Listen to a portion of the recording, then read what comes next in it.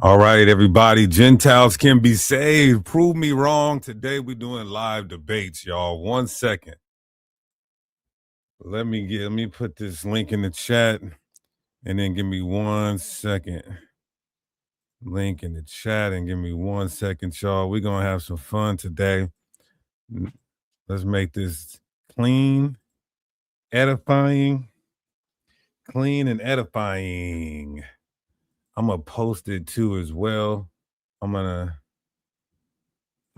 to let me pin the link. Join panel. Pin the link.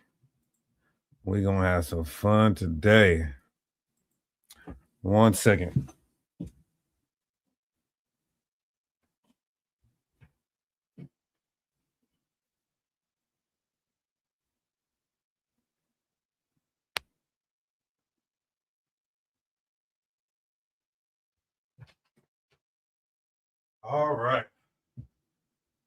All right, y'all. So today I'm going to be, let me get my camera back rolling. And today I got my brother Hassan. Hassan, you gotta change your thumbnail immediately. Oh yeah, I don't even know how. Let me see. All right, I'll take care of that. Mic check though. We good on the mic? Yeah, you're good. Are you on your phone? Yes. All praises. I gotta do what I do. I gotta do what I do. I gotta make sure I make these right moves. Mama told me to get it. Daddy told me to get it. Let's see. Hold on. Okay. Yeah, y'all see the we looking good right there? Yeah, you go. You know, all praises. Good. It's popping like fish grease on a Friday night. You guys already know what's up. But anyway, y'all, Gentiles can be saved. Prove me wrong. Live debates. It's Priest Sakai, joined by my beloved brother, Hassad Karab. This TGC Ministries, the Genesis Congregation. Back at y'all with another one like the other one. And for this one, we want to keep it kind of, this is live debates, but we definitely want to make it to where it's not disrespectful, ad homs, insults, slanders, all that. When you come on the panel, if you're in the chat, just keep it clean. It's just exchanging information. That's all it is. More importantly, everybody needs to repent and keep God's laws, statutes, and commandments. All right, to receive salvation. Understand that? Somebody said, "Can Gentile demons make it into the kingdom?" What is that? Well, hold on. We just said we're gonna. All right. So to answer your question, my beloved brother, no, a Gentile. When you say a Gentile demon, I would assume that you mean a bad, mean old Gentile. Maybe he means an evil spirit. Right. I'm not like sure. An apparition. Maybe he'd have to clarify. But if you mean like a wicked Gentile, then absolutely not. The scriptures are very clear what's going to happen to the wicked. The wicked shall be destroyed. Well, they will be in there. Clarification. Or I'm not. They'll be in there in servitude. Or they either die, wicked Gentiles either die in the lake of fire, the tribulation leading up to the lake of fire, the plagues, or they're going into captivity. Oh, praises. Somebody says, prayerfully, brothers will come humbly, sincere, and repent when they are found to be in error. Let's hope. Yeah. Let's hope that our brothers who are blinded will come out of that blindness. So we'll just take some questions from the chat until we get some link clickers. Or we could go into something real quick and then maybe that'll prompt someone to watch. Right. You're right. Hey, Hassad, now you're thinking, brother. Now you are thinking. So let's I got so much. I'm going to give you guys a glimpse into the new presentation. The new presentation is an updated version of the first one, but it's absolutely marvelous through the spirit and power of the Most High. And it's just trunk tight, foolproof, state of the art foolproof doctrine. It contains archaeology. It contains a ridiculous amount of sources, ancient and modern, that of course all agree with our stance. There is no scholars that would disagree with our stance. That's just an absolute fact. We have all opposing arguments, virtually all opposing arguments, and debunking them in a snap of a finger. And then, you know, just new information, new verses, new sources, and expounding on previous ones. All praise to the Most High. So I'm gonna give you guys a sneak peek of some of it until we get some link clickers. Somebody says low key 5. It's always 5. You know, that's the W is now wicked. It stands for wicked. So it's always 5. The W is for wicked now, though. You understand that? Faith and works prevail. Faith and wisdom prevails. Faith and wisdom prevails. Okay, he says, I got a question. What does it mean for all Israel shall be saved in Romans 11? Is it not talking about them being the ruling class, even though some have to die the second death? You can answer that, Hassan. I'm going to pull this up. Okay, let me read it because I only heard you read a little bit of it.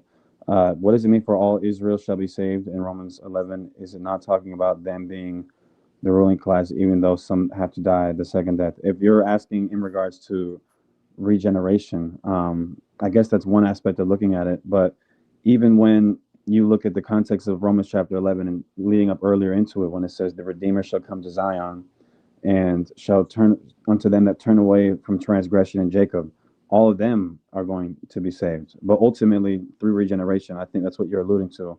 All the Israelites will be there. And then somebody else asked, question, when I was a pastor in the church teaching Gentile salvation and the Most High woke me up to the truth, do I now have to repent for teaching Gentile salvation? What do you mean, repent from teaching Israelite only salvation? Is that what you mean? Yeah, but when you were in the church, you weren't teaching it according to the Bible. When you were in church, you were saying, just believe on Christ, the white man with the blue eyes, and you get salvation. That's not biblical salvation. That's not biblical Gentile salvation. In church, you were teaching, hey, everybody's going to be equal. It's going to be an egalitarian society. There's no hierarchy.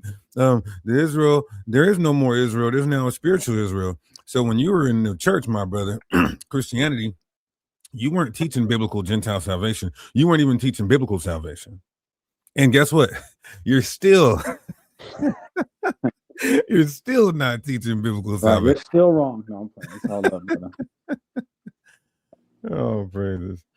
Somebody said we need to start a GoFundMe for Hassan's new microphone. Bro, I'm on my old iPhone. My brand new iPhone broke in a shooting. So now I'm on my old one. All praises.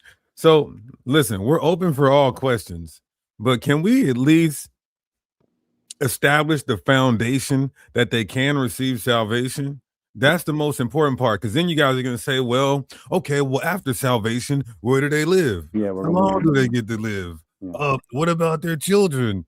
Mm-hmm. Are they going to like mayonnaise?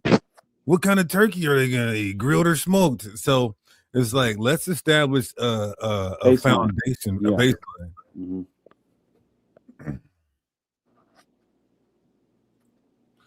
I don't know why it's a problem with y'all's stance. I don't see y'all change much with what pertains to Israel, and I think people take Gentile salvation wrong. Do you think y'all saying the whole Gentile? I think he's saying we're wording it wrong. It's been 5 long months, brother. I believe we're wording it exactly how we mean it right now at this point. Yeah. Okay. Salvation is eternal life coming into the new covenant. Where in the heck is that? And I say this respectfully. What verse says that? What verse defines salvation as you're saying it? Yeah, I think this is an important baseline to establish. And this is really the most important question, which is this. What is salvation? Because the position that you're taking is predicated upon a false assumption that salvation is this, when salvation takes place well before the new covenant. For example, The very first time salvation ever took place in the Bible. Now, this is very interesting. This is I don't know if I would use this as an argument. I guess I could, and depending on who I was talking to. But think about this. In Peter, it says that Noah and his family, that they were saved through water.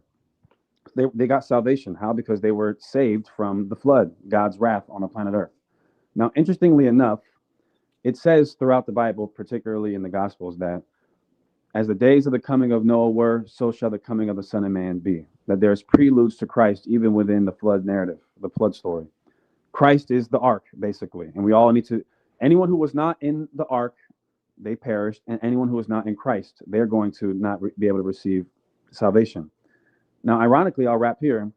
Every race of people was on the ark, on Noah's ark. Every race of people at that time and that we all descend from was on the ark during the time of Noah. So if the ark is a precursor to Christ, which I think we would all agree it certainly is, and every nationality of people was on there, and every nationality that is currently on the earth right now descends from the people who are on there, then I think it would stand to reason that upon the arrival of the Messiah, something similar would take place. So again, just to make it short and sweet, salvation is being saved from God's wrath. Romans 5:9, pretty clear.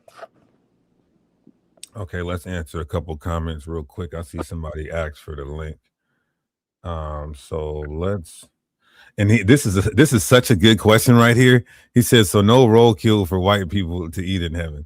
So I want to answer that, but let me see. So the brother was saying, okay, keeping the law for Israelites is still required for our salvation, of course. Yep. As well as, yeah, anybody. Okay, I'll let you answer this aside. If you don't want, is that the question? Yeah. If you don't want the Gentiles to be saved, you have to ask yourself, who was going to be your slave and who was going to stand and feed your flocks? Yeah, but there's I guess two issues with that. One is the people will say that's not salvation, and to which I would agree. That's the second point. You simply being preserved to be nothing more than a slave is not the biblical definition of salvation. I guess maybe one could use it in a certain context, but not in the context of the salvation that comes through the Messiah. Because the Messiah is very clear. He says that, what those who overcome are going to receive. He doesn't say that they're going to be in servitude. He says that those who overcome are joined with him and that they're brother and sister. That's not the same as, you being. Yeah. Just like in the old law. You know what's crazy? It's actually a sin for an Israelite not to love a stranger who cleaves. Now, let me say this again, because One West camps, not all Israelites, but just the camps. Remember, they're the only ones who are thinking like this. One West camps, I want you guys to understand something. According to Torah law, it's a sin to not love a stranger that is converting and cleaving and worshiping your God. It's not a sin if you hate or are an enemy to the Gentiles who are adversarial and not and hostile and adverse to us. I'm going to show you guys that in a second. Somebody says y'all are wording it correctly, but I think folk think y'all saying Gentiles not getting punished at all. Yeah, they have selective hearing and selective thinking. We made that clear. Captivity, bondage, judgment is coming to most of the Gentile. Yeah, the overwhelming vast majority of the Gentiles. And most of the Israelites as well. Okay, so let me just see. Let me go here. I want to say this too, and I don't want to feed into too much negativity. I just, I'm sorry, I have to make mention of this.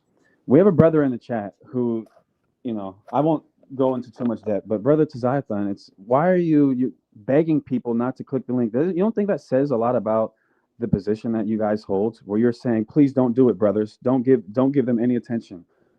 Why is that? Because the position that you hold, if it gets tested, is going to get refuted utterly.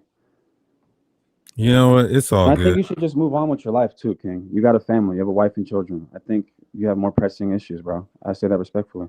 Yeah, if you don't want to be here, it's okay. So, shalom. Let's see. God bless you. Yeah, so in Jeremiah 30:16, it does say every one of our enemies. Right. It doesn't say every individual from every nation. every one of our enemies, every one of our adversaries verbatim shall go into captivity. Now watch this, because I promised something. I promised something. Let me look at this, y'all. Watch this. So first and foremost, we're just going back to what the elders of the camps used to teach. Abba Bivens, who they say is John the Baptist, arguably the founder of the One West camps, the Yahweh Shem Yahushais, he taught Gentile salvation. We prove that in multiple places in his book, Marks of a Lost Race, that's from the 1940s. Then High Priest Ariah, the founder of One West, created the Lashawan Kodash and the 12 tribes chart. He taught Gentile salvation. So we're just going back to the roots of the camps. And then mysteriously it changed within the last, probably within what decade? This is very interesting. 1996. It changed in 1996. Okay, so probably in the 90s. Let's give them the 80s. We can even give them all the way into the 80s. So wait a minute. The ideology that only Israelites can receive salvation is less than 40 years old. Damn. 40 years. Yeah, that's crazy. The New Testament has been up for 2,000 years. Yeah, that's crazy. There are people in the chat that are older than that ideology. Than this doctrine. Wow. Me, I'm older than this doctrine. I am older than this doctrine. That's just something to think about. And that's not an attack on anybody personally, but these are things that I had to ask myself. And I would ask that brothers also ask themselves as they read the Bible and navigate through these scriptures that we're going to go through. Don't get mad at us. Just read the Bible, and then if it's speaking to you, then all praise to the Most High. And if not, and you have questions, then ask them in the chat. But I think we should Okay, we got Josiah Israel. Josiah Israel, what's up, brother? What's going on? Shalom. Shalom, brother. First, before we get started, I want to make this a back and forth, but I have a line of questions for anybody who clicked the link today. Just a few. What's the name of God according to you? The name? Yeah. Nobody knows his true name. What's the name of the Son? The same as the Father, but nobody knows his true name. Okay. So when it says, if I may, when it says you shall confess with your tongue the name of Christ, thou shalt be saved, no one can do that. Do you know the name is talking about his reputation and not actually his physical name? Do you know that?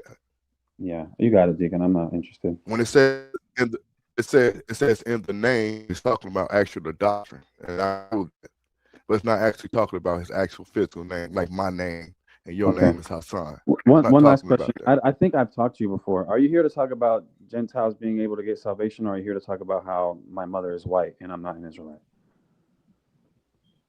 Also, you brought it up, so we'll just stick on. That's all we're here for. Okay. Hey, no, we'll just stick on.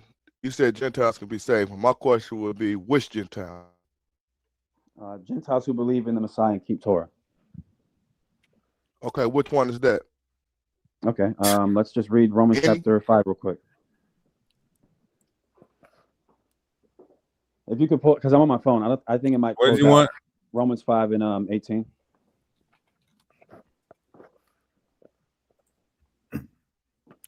Romans 5 and 18. Any version?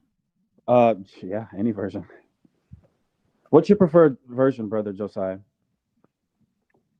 Read whatever you got, bro.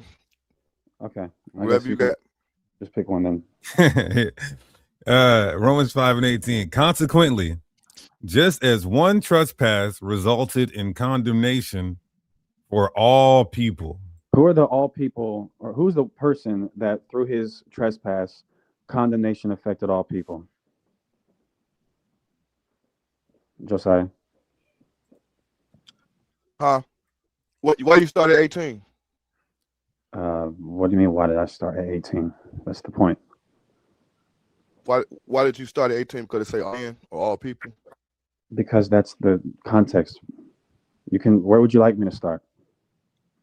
That's the context. How is that the context starting in the middle of the verse? The context would be what verse? Okay. Verse would you 1, right? Are you gonna listen, brother? No, that's not true. Number one. Number two. Are you going to interact? Bro. 1 second. I got Let's you. start at verse 1. You want to be honest? We're not reading all the way from Romans 5 and 1 all the way to verse 18. No. You wouldn't do this. No, just read verse 1. Second, Okay, we can read verse 1. What does it say? Verse 1 Read it. says, therefore, since we have been justified through faith, we have peace with God through our Lord Jesus Christ. Read verse 2. Right. Read verse 3. We already know how this is going to end. So, All brother, right, brother. now that we read verse 1, can we please interact with 18, please? So who is justified by faith? We're going to see in verse 18. Okay, cool. So let's just read it one more time. Consequently, just as one trespass resulted in condemnation for all people, who's the person that one person through his trespass affects all people? The Messiah came for Israel. I didn't ask you that. I asked you in verse 18, consequently, just as one trespass resulted in condemnation for all people, who's the one man that committed that one trespass in Adam. verse 18? Okay, so through Adam. Adam's sin, it resulted in condemnation for all people. What is the condemnation? Death. Okay, so do all people die? Every human being? Yes. Okay, so the all people contextually is the descendants of Adam, right? Yes, but not everybody is a descendant from Adam. Okay, so And there's we can people on the actually earth go that are back not. to Okay, go ahead. Hold on. There's a serpent seed and there's a woman seed. Okay. From the beginning, it was split. Okay. So watch this. You believe in the Apocrypha? Was it? Hold on. You agree with that? Before we No. move forward, you agree with that? No. You don't agree with that? Nope. All right, let's read it then. No problem. But before we You do, don't, you you don't believe agree with what's written? No, 1 second, brother. Do you agree? Do you follow the Apocrypha? Do you believe in it? Yeah. Okay. So when 2 Ezra 6 says, "Of Adam come we all," what does that mean? We all come from Adam. Right, but I thought we didn't all come from Adam. Keep reading it. That's the Hey, point. that's his favorite. That's his favorite line. Keep reading it. So All right, Yeah, brother. because it says this. What does it say? It says, "And thy people who have thou chosen," right? Yes, meaning So, every chosen human being, and every that's human being everybody comes else, from right? Adam, and the people who God has chose. Yes. Right. So we see a Do you not division, understand right? the A conundrum you're separation. in? You just said, brother, that's not the point. The point is you just said that there are humans on the earth that don't come from Adam. But now you're agreeing that everyone does come from Adam. So which one is it? So let's read Luke. What? No, answer the go to Luke. question. Hold on. Let me read this, bro. Genesis 3 Hold on, and let 20. me prove. And Hold on, Adam let me called prove his. it first. Hold on, I'm speaking. Hold on. And Adam called his wife's name This what y'all Eve gonna do? because she was the mother of all living. Oh my goodness. Do you agree with the text that Eve is the mother of all living? That's what it says. All right. Do you agree with it or do you disagree with it? I said that's what it says. I understand that's what it says. Do you agree with it or do you disagree with it? We love you, brother. Yeah. All right. It's okay. I know. Woosah! We're gonna do this. We're gonna get through this today. We're gonna get through this. But you see, anybody who never mind.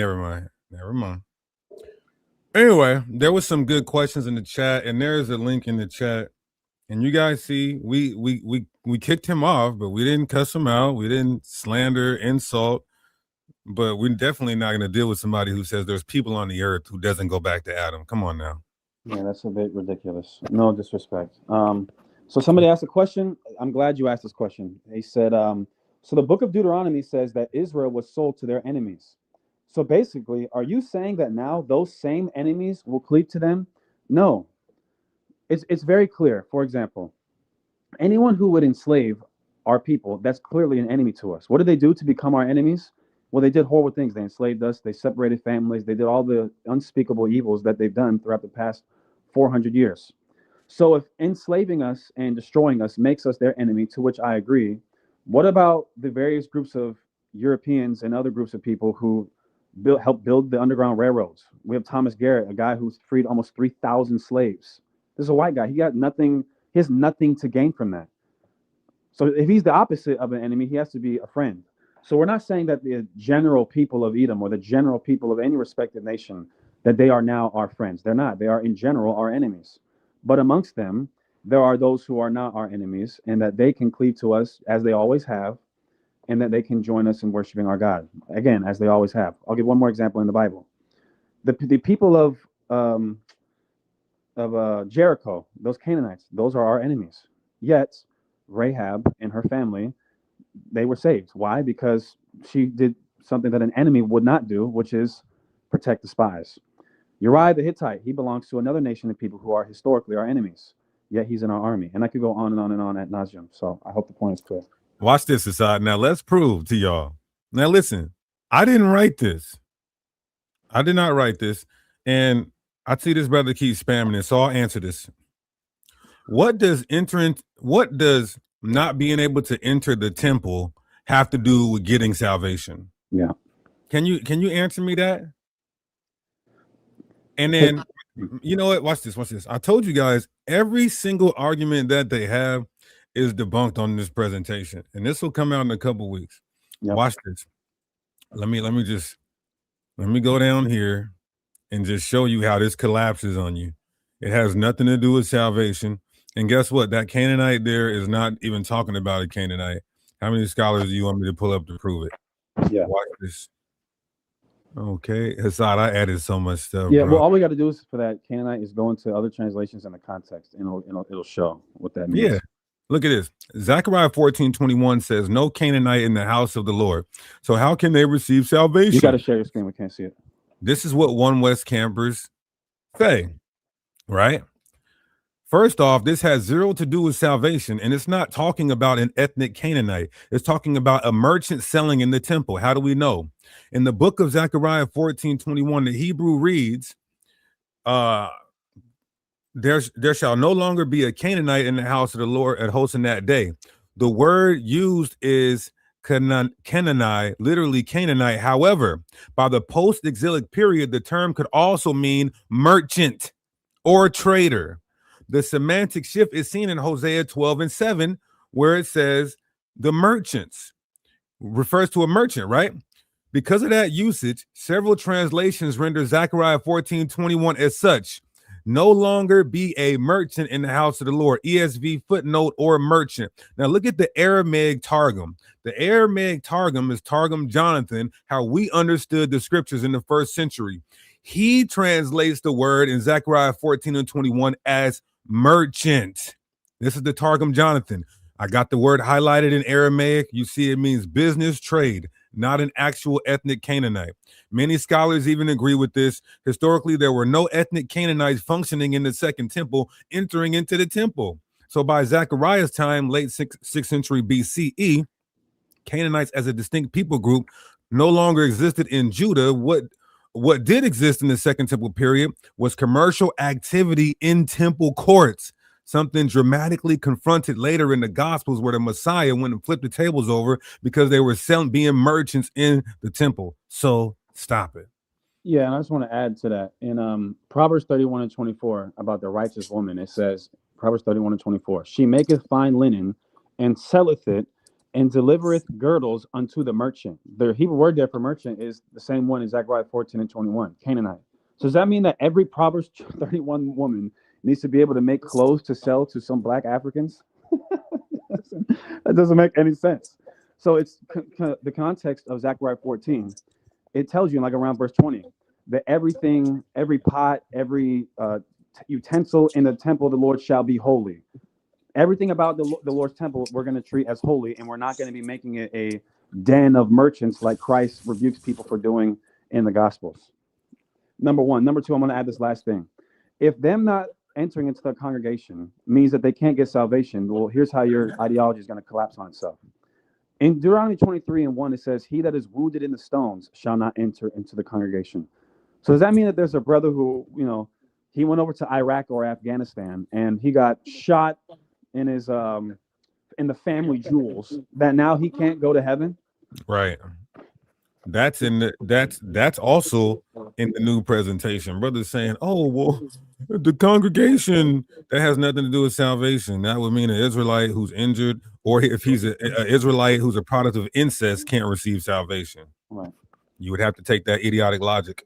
Somebody says that my button up and my glasses is a Christian starter kit. I look intelligent. He's saying that Christians look smart. He hates black people. That's him. All right, so Brother David, what's up, brother? Yo, can you hear me? Yeah, we hear you. What's going on? Hey, it's White Boy David, Akai. I just let you know I'm heading up to Seattle. I hope you have a couch for me. Oh, Who the hell? Who are I'm you? joining, baby. I'm heading up there. You're not welcome, buddy. So let me hold on one second. Yeah, Okay. what do you guys want us to wear? What should we wear? Should we wear what, do-rag? Is that what we should wear? I mean, I guess we could, but what's the problem? Are you saying that dressing, I guess you could so-called call it nicely, is only reserved for Europeans? That's what he's saying.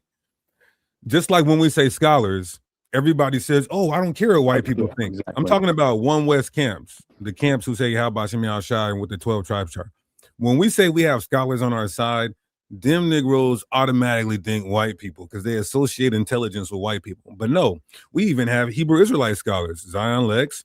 We have Dr. Divine Prospect. We have other elders who are outside of One West who are very scholarly as well in our corner. And then we can utilize other scholars as well. So I want to go to something though, because I want to show you guys something, right? I said something earlier that it would be a sin. Watch this, Assad.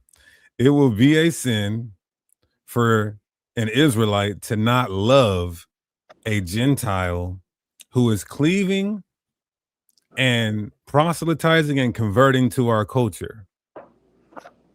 Now, you might say, well, that's in the land. Okay, well, let's just say in the land. Watch this, Assad. This right here, this presentation is so crazy. I'll do a 1v100 right now. Okay, where's it at? We got over 300. So hold on, I gotta scroll all the way down here. Bear with me, y'all. We love y'all. Okay, now watch this, Assad. Watch this. You see this right here, Assad? Let me see. Watch. How many people we got viewing live? I can't tell. We got like 200 people. Okay, make sure y'all like and share the video, please, family. There's nothing to like the video. We're not asking you to send 10% of your income. We just want you to like the video. Okay, before I say that, yeah, this is silk. I'm just joking. It do look silk though. This is my cranberry joint. Isaac, before I read this slide, come off mic real quick because maybe I could talk to you about these slides. Hey, don't duck. Oh my goodness. What's up, Ronan? Don't duck. Ronan, Don't do you believe in Gentile salvation? Define it. Define salvation. Let's start there. Being saved from the wrath of God. Which is what? Slavery? No. Will there be Gentiles that'll be in the body of Christ? Yes or no? They're all going into slavery, period, point blank. Okay. Well, here's what we want you to do. Matter of fact, I want to address that, but can you address some of the slides that we're about ready to go into, and then we'll go to whatever you want to talk about. Do you think it's a sin not to love a Gentile who cleaves to your people and your God? Do I think it's not a sin? No, do you think it is a sin to not love a Gentile who cleaves to your culture and your God? I don't think the law tells us, the law commands us not to love certain Gentiles. Okay. Did he not hear me? No, he did, but he doesn't want to answer it. He's stuttering. It's all right, Brother Ronan. I'm going to ask him again. Is it a law that you have to love a Gentile as yourself, the one who cleaves to your people and serves your God? Yes or no? Is that a law? Yes, it's a law. Ah, thank you. So Gentiles who cleave to us and our God, we have to love them per law, right? Depends on how you understand the law, but I'll walk down with you. One thing I want to add too: did Jesus Christ keep all the law? Oh my God! Look, this is where you guys are going to cut yourself. Wait a minute. This is where you're going to cut yourself. Wait a minute. Please answer that. Watch. I'm going to answer you, but you got to allow me to do the same for y'all. Y'all are walking me down. You got to let me walk you back. So to answer you, yes, Christ kept the Torah. Okay, the reason why I said that, brother, and I want to respect that you want to be shown the same grace in asking us questions as well. That would mean, by your own admission, that Christ kept the law of loving strangers that joined to the people of Israel. And I would have to answer you and say that's false. Well, wait a minute. You can't say it's false because you just said it's true. Okay, can I demonstrate you why your understanding is false? Well, I'm not. Well, it's not my understanding, brother. Remember, I just want to ask again, just so I can kind of lock in your answer, so you can see what I'm saying. You agree, according to Torah, that Gentiles who join to us, we are to love them. You agree? There's a caveat. Okay. Yes or no? I already answered you the first time. I said yes, but there's a Okay. caveat, which you're gonna go past. You're gonna go past it. We're So not going to go past anything. We're going to dissect it all. Christ kept that law, right? according how you guys are applying it, you're actually saying. I'm not asking about how I apply it. I'm asking you a pretty straightforward question. Yes or no, did Christ keep that law? Yes. All right, cool. So that means Christ loved the strangers that joined to the people of Israel. False. Wow. Maybe I should record you and what your answers are, so that way when I ask you the questions, you can argue with yourself. Now, Hassan, are you gonna be genuine? Are you gonna be genuine and allow me to expect? No, you're not, because every time I say something, you're cutting me off. So that's how I know you're not being genuine. That's not true, Ronan. You answered a question and then you just stopped because you're trying to think of something to filibuster. No, I answered you straight up because this is how you guys operate. No, it's okay. Everyone can see that you contradicted yourself. It's all right. I'm not going to. No, we'll see. We'll see if I contradict. Let's read the slide. Let's read the slide. Oh, see, all right. Right when I'm about to make a defense, now I got to get cut off. Go ahead. Is it going to be on the screen on the screen? I'm trying to deal with what Hassan just said. He just said a whole bunch of stuff right now, and I want to address it. So are you ducking? Are you ducking the fade right now? Yeah, we're ducking the fade. So we're live in front of a few hundred people. No, you guys do this every time. This is what you do. It's called grandstanding. Go ahead, brother. Ask the question. Make your point, bro. All right, then. So I want to go to Matthew 5 real quick. Okay. 5 and what is that? 17. He did not come to destroy the law. No, I presume you would go to the Canaanites, right? Deuteronomy 7. It says, "Think not that I am come to destroy the law, or the prophets. I am not come to destroy, but to fulfill." Do you believe that Christ came to destroy the law? Nope. Do you believe that Christ came to destroy what the prophets said? Nope. Well, okay, we'll find out. Let's go over here. Really, real quick though, are you saying that I'm gonna let you go to where you're going? You're saying that he did come to do that. No, that's what you guys are saying. You guys are saying that Christ destroyed the law and Christ destroyed the prophets. That's what you're saying. Nope, I'm not. Yes, you are. Yes, you are. And I'm going to show you how. Okay, go. All right, just give me 1 second, Baba Shah. Let's go to Deuteronomy. Oh. Let's go to Deuteronomy 25. Okay, Amalek. Good. Let's go. And let's deal with verse 17 down to verse 19. Let me show you guys how what he's about to do is already on our presentation. Watch this.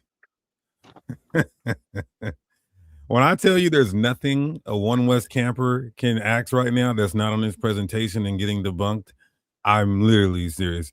So let's Brother go. Ronan, you're the point, and this is a good question. Before, I know sometimes we talk back and forth, but I want to let you know this is a good question and I want to address it. So the point is when we get to the lands and we have peace, that we shall utterly blot out the remembrance of Amalek from under heaven, and we shall not forget it, is the point. No, right? Let me read my verse, Assad. Let me read my verse before you try to explain it away. So this is Deuteronomy 25 and 17. Remember what Amalek did unto thee by the way. So are we to forget? No. Does the blood of Christ disannul this? No. Okay, so he's going to fulfill everything. So did Christ remember what Amalek did to his people? Yep. Okay. When ye were come forth out of Egypt, verse 18, how he met thee by the way and smote the hindmost part of thee, even all that were feeble behind thee, when thou wast faint and weary, and he feared not God. Therefore it shall be, when the Lord thy God hath given thee rest from all thine enemies. Who are our enemies? The nations in general. But that's not what you guys are saying. You guys are saying that they're... Notice, repeat what I just told you. You said that contradicts what you said earlier. No, it doesn't. Repeat what I told you, and I'll explain how. You said the nations in general. Exactly. So the nations in general are our enemies, but not every individual from the nations are our enemies. For example. So Jesus came to. Okay. 1 second. Just let me expound, and then I'm gonna let you continue to walk me down. For example, do you believe that Uriah the Hittite was an actual Hittite, or you believe he was an Israelite? He was a Hittite. Right. He was in our army, though, right? Yep. So was he our enemy? Yep. No, he's not our enemy. He fights the army of Israel. Who do they fight against? The Canaanites. Okay, but not just them. They fight against the enemies of Israel, correct? Yep. Okay, so he's clearly not our enemy. He's fighting our enemies. So when I say the nations in general, I mean just that, the nations in general, but not in the most absolute sense of every. Why would there be from an enemy in Yahweh's army? Right. What do you mean?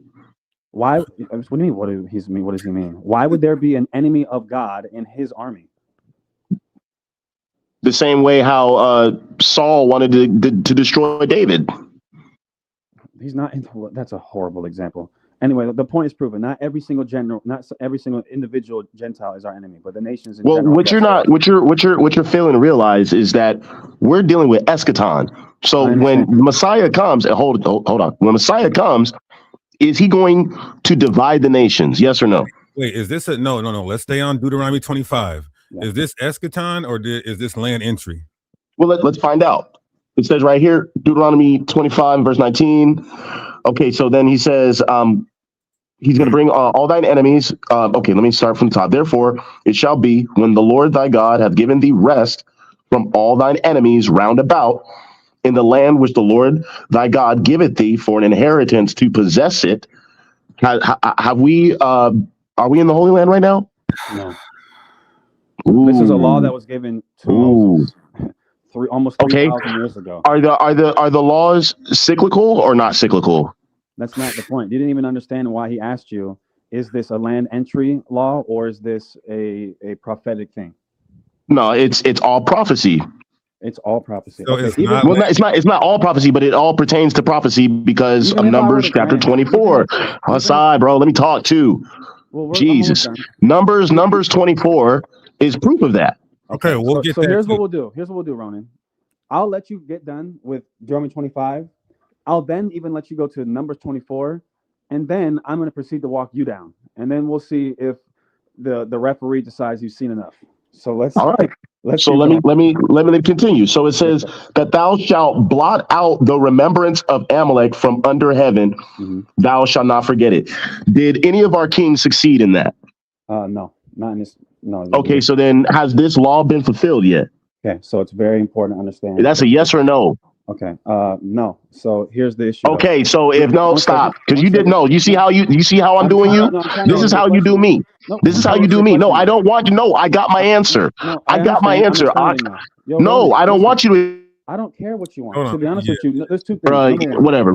Number one, you're not going to disrespect us on our platform. That's what's not going to happen. Just relax and have a. You're just a hypocrite. That's all. I'm not a hypocrite at all. You ask me a question, yes or no.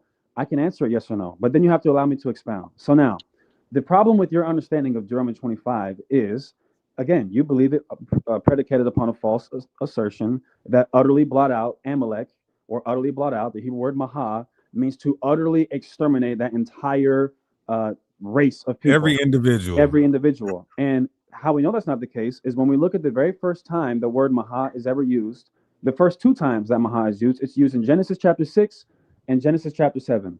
Now, I want you and the audience to watch this.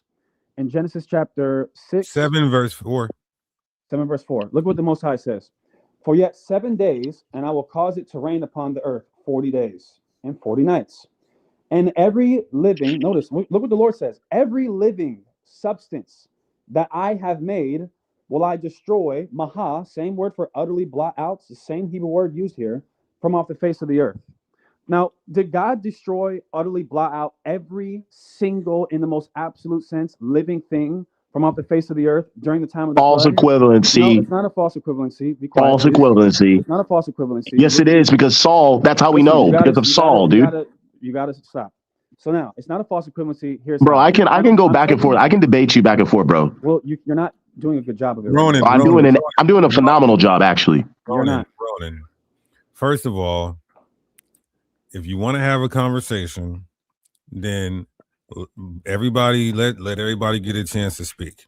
If you're trying to crash out so you can get removed, Yeah. just say that. The I'm point not crashing out. I'm making a rebuttal.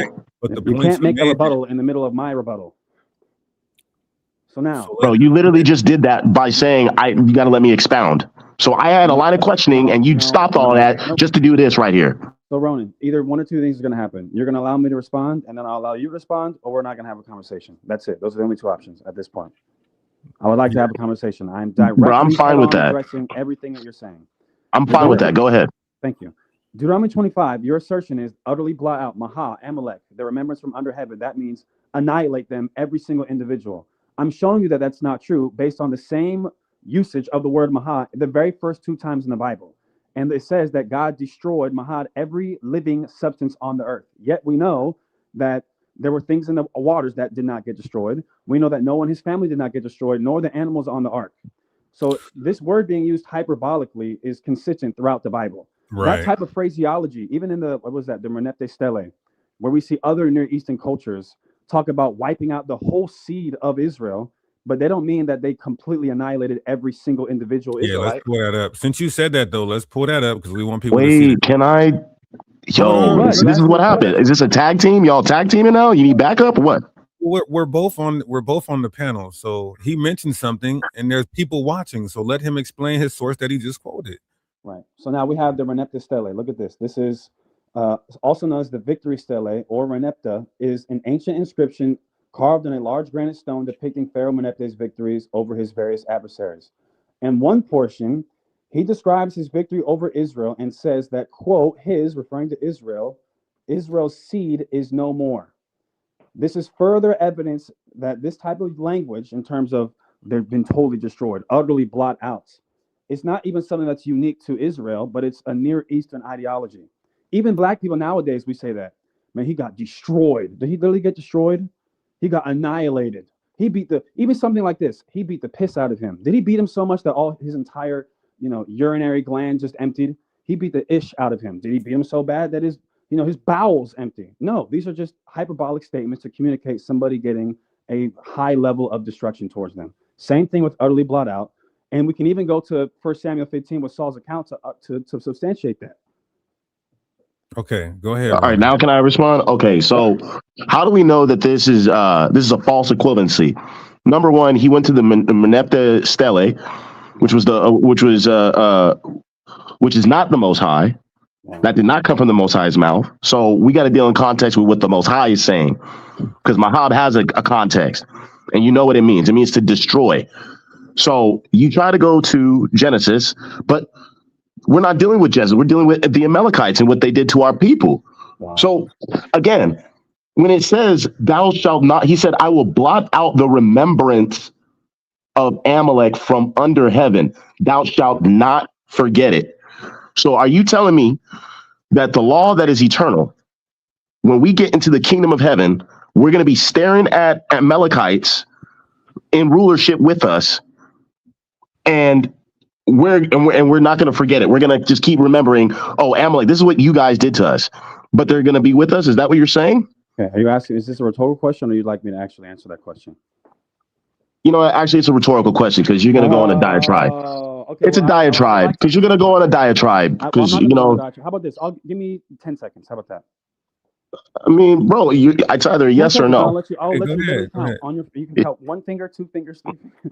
How about yes or no answer? Can I get a yes or no? So the question, repeat the question one more time, then you can start your count.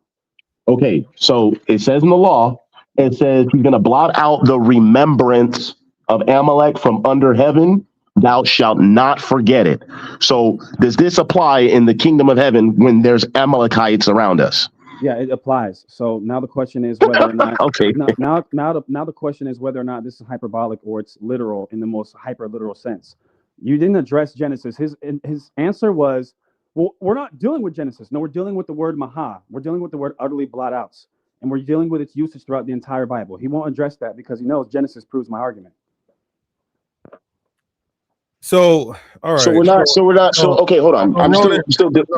I know, but we're not gonna kick you off. We talked about loving the stranger. You admitted that there's a law that you have to love the stranger, and then you moved on to say that, okay, well, what about this law? The brother explained this law. So let's move on to another point now. Let Hassad, since you introduced Deuteronomy 25. No, I'm not even done. How much do Please, you bro, want? you're not being fair. Ronan, how am I? At the very least, just say you're not being fair. At the very least, just say that. Ronan, listen. How much do you want to talk about one? We have time today. I'm not kicking you off. I know you've been a pest and a haggler and a heckler, but I'm not kicking you off today because at least you're the only one with balls to click the link. So I'm telling you, there's so much to talk about. We have over 300 slides. Let's move on to another point. You want to keep harping on Deuteronomy 25? Well, I only had 2 other scriptures, Ak. That was it. It was about the same thing, and then we can move on to the next thing. But I'm trying to show you that Mahab, because you keep saying, well, Genesis 6 and Genesis 7, right? But the problem is, how do we know what the context is for Mahab in Deuteronomy? We know that because of what the Lord says in Exodus. He says he will have war with Amalek forever. And then when we go to this is 1 Samuel 15:2. Thus saith the Lord of hosts, I remember that which Amalek did to Israel, how he laid wait for him in the way when he came up from Egypt. Now go and smite Amalek and utterly destroy all that they have, and spare them not, and slay both man and woman, infant and suckling. So is that a commandment? Was it okay for Saul to leave one Amalekite alive? That's a simple question for you. Was it a sin for him to leave one Amalekite alive? In that area, yes. How do we know that? In that area. Okay, yes, prove it. Ronan, look, bro. Watch this. Thank you. Read verse 33 out loud, Ronan. Watch this. You see how you shifting the goalpost? Now it's in that area. No, stop. Just read verse 33. Read it out loud. Not in your head. Okay, so you want me to read the screen? Verse 33 out loud. This is when Samuel, or rather Saul, brings Agag. He keeps him alive and brings him before Samuel. And Samuel's like, why is this guy alive? Read verse 33. Verse 33, it says, and Samuel said, as thy sword hath made women childless, so shall thy mother be childless among women. And Samuel hewed Agag in pieces before the Lord. Now watch this. If that law was the utter extermination of that entire ethnic group of Amalek, and Agag is supposed to be the only one left alive of the Amalekites, how is it that Samuel, in killing Agag, would make Agag's mother childless? She would need to be alive in order for her to be childless. What that indicates is that there's other Amalekites that are still alive. This is a commandment. Although I agree with you. Okay, 1 second. I'm sorry. This is a particular commandment about blotting them out, in those ones that are in that specific location, not worldwide. Well, this isn't a commandment that we need to go get in a trip on our favorite rocket ship and go chase down an Amalekite that flees to Neptune. That general location, yes, destroy all of them. Or else, how is Agag's mother still alive? Again, so you're assuming that she. That's a direct question. You're assuming. I'm answering you. You're assuming that she's still alive. That doesn't matter. What it matters is no, because a woman can be dead and her sons can die in battle. She would be childless. No, but if she has an heir that's still alive, she still has children. We see that in the book of Sirach, where he says if when a man raises his son after him, when he dies, there's another one in his place. So we see that having children is irrelevant of whether you're alive or dead. So you can't use that. You can't use that argument. Okay. No, yes, 100%. 100%. Now let me finish. Now the point is you would have to show in the text. Can you show in the text where the Most High says, "Smite and destroy Amalek" in the general area? Yeah, verse 33 gives me context. That's how. No, show me the commandment. I asked you a specific question. Show me the commandment. Okay, for example, here's how. For example, even in hold on, real quick. 1 second. Ronan, you gotta chill out, bro. You gotta chill out. This is a discussion. This is a back and forth discussion. You're getting emotional. Just relax and bring out your information. It's called zealous, man. I'm zealous. Okay, well, turn your goofy down a little bit. Go ahead. Even in the only one who's looking goofy is you guys for turning your back. Okay. Anyway, in Deuteronomy 25, even the context, it right there gives you further attestation. When the Lord your God shall give you rest and from all your enemies round about in the lands, that thou shalt do this. This is clearly contextually about the lands, not in perpetuity all throughout the millennia time. That's one in the Torah, how we have context. Two is when you read, especially in the writings of eschatology regards to salvation for Gentiles in the Old Testament, and especially in light of what we see in the New Testament. There is no distinction as to whether or not, oh, well, everyone can get salvation except Amalek. It uses words such as pas anthropos, every human being. Amalekites are human beings, therefore they would qualify and fall under that category.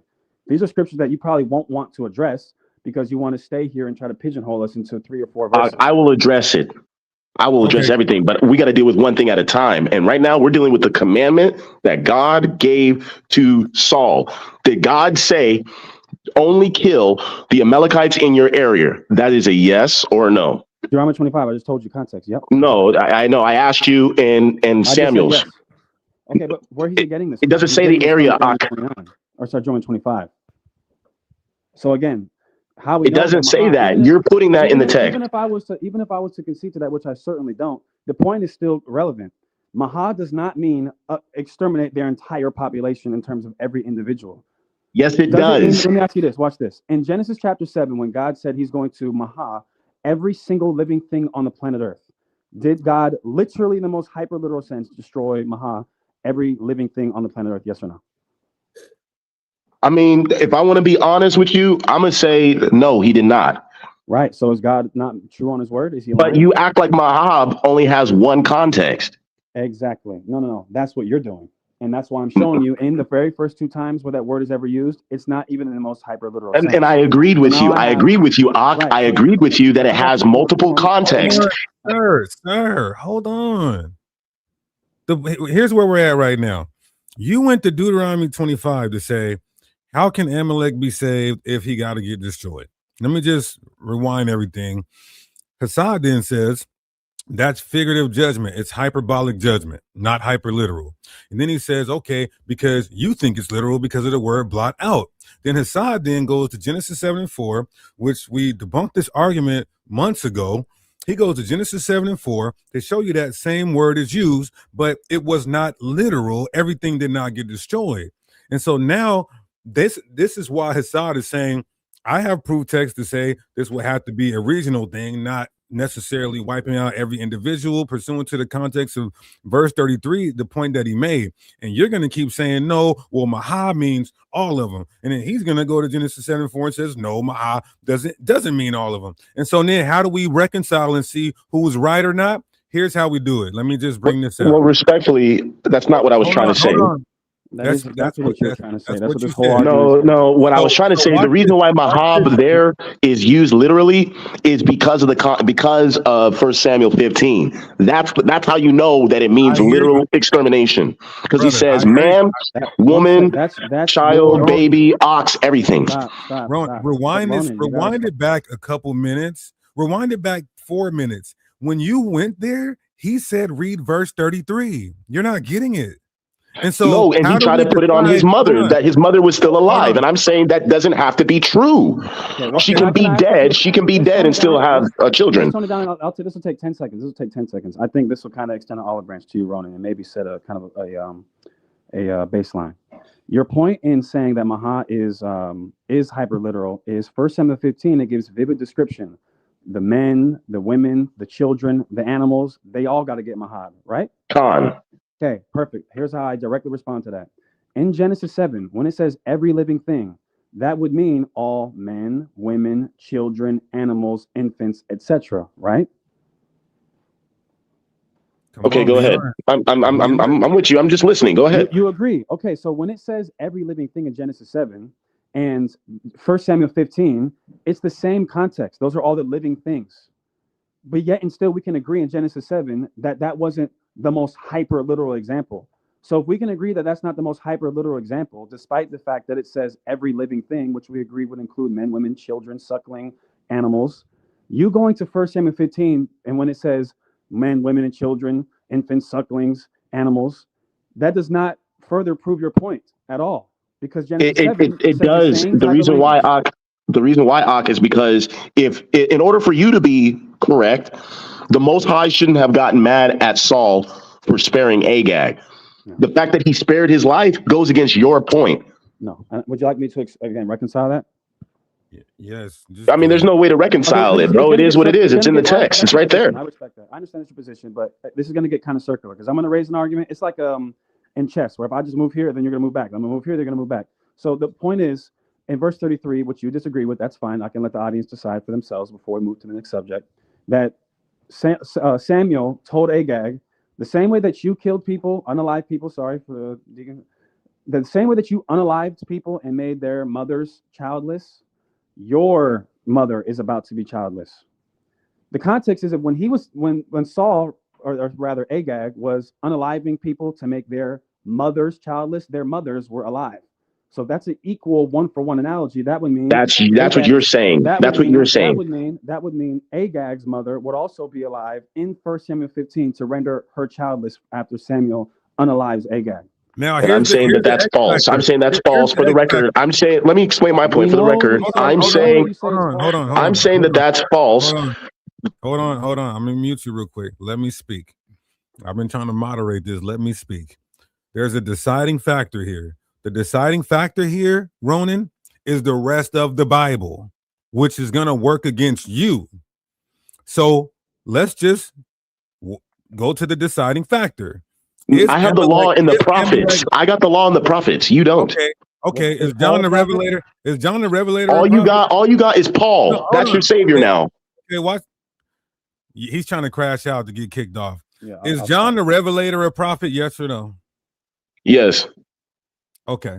So is Amalek a tribe? Yes or no? Of course. How many tribes is Israel? 13. Okay, perfect. Now in Revelation 7 and 9, look at what it says. It says, this is the innumerable multitude. It says, after this, I saw a vast crowd, too great to count, from every, excuse me, how did I just do that? From every nation, from every tribe.